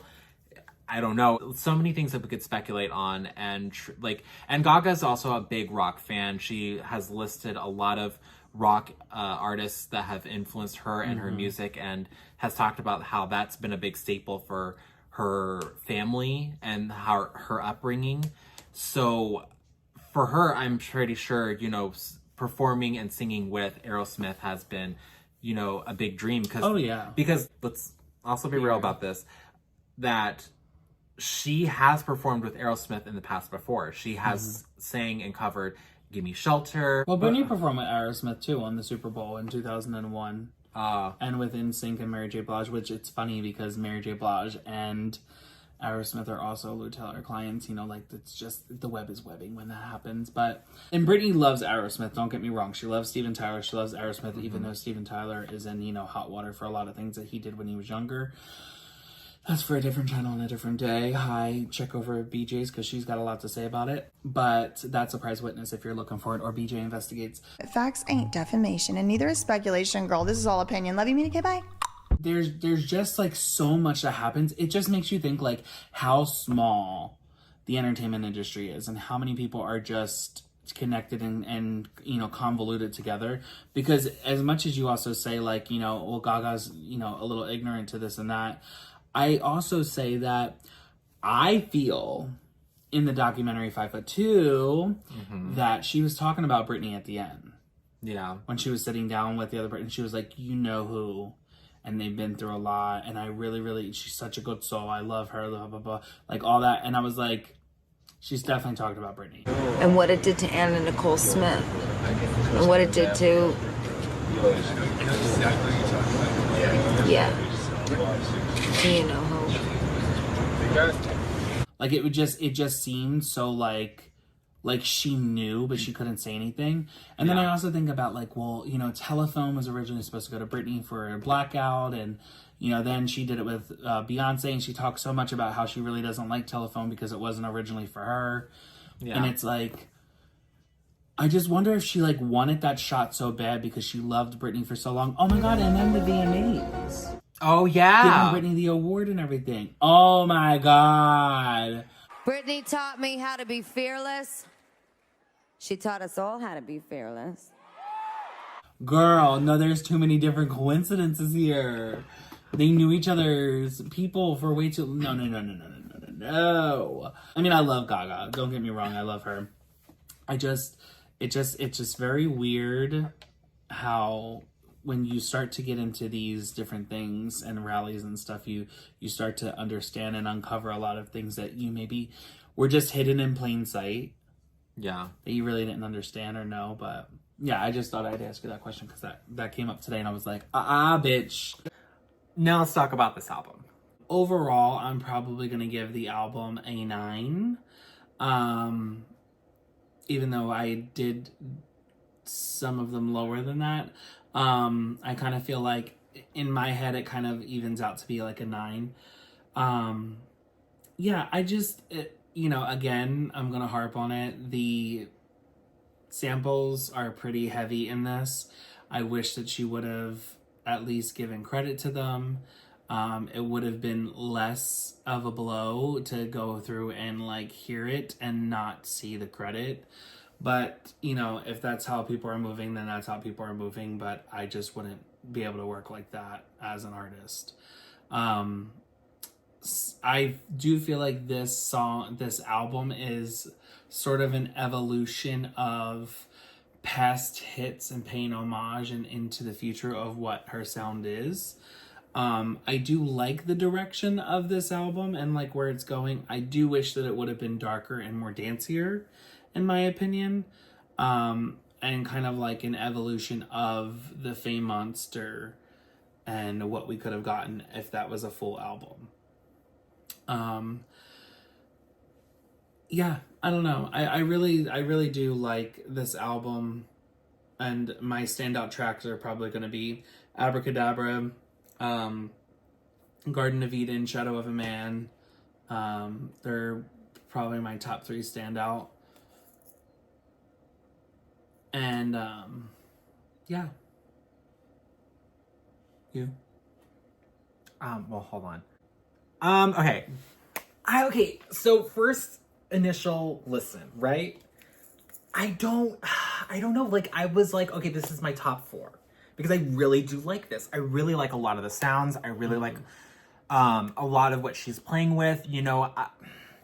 I guess my first reaction was, it wasn't the album that I was expecting. You know what I mean? I think we were all expecting an album that was more like Abracadabra, when really I feel like a lot of the songs are more like Disease. That more like rock, like electronic dance music, but like slightly mid-tempo, slightly like, you know, faster paced, like somewhere in between there. But then there's like a bit of a 70s, like there's a lot of different like types of genres that are being played with, a lot of different eras that are being played with here. It's a lot. It is very chaotic. I feel like the album title perfectly describes the album. But I don't know, like, I don't know. I really like the album, but I'm definitely gonna have to listen to Gaga's discography and see how I would rank everything. But I don't know. I almost think this might make my top 3. I don't know. Maybe. I really love Chromatica. I really do, but recently, I'm not gonna lie, now going back to it after we listened to it, I'm kind of over it. I think I'm leaving Chromatica. I think I'm done. I think I'm ready to move on. I don't know. I'm sad. I hate to say that. I can't believe I'm saying that. Okay. I don't know. But yeah, it's a good album. I really like it. I'm really happy that she came out with this album, so. But that is it for this video. We will see you in the next one. Be sure to like, comment, and subscribe. Hit that notification button for all future videos. We will see you very soon. Bye for now. Bye.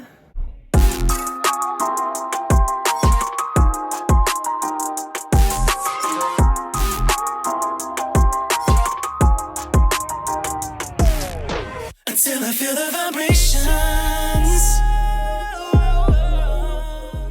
Hey guys, thank you so much for watching our video.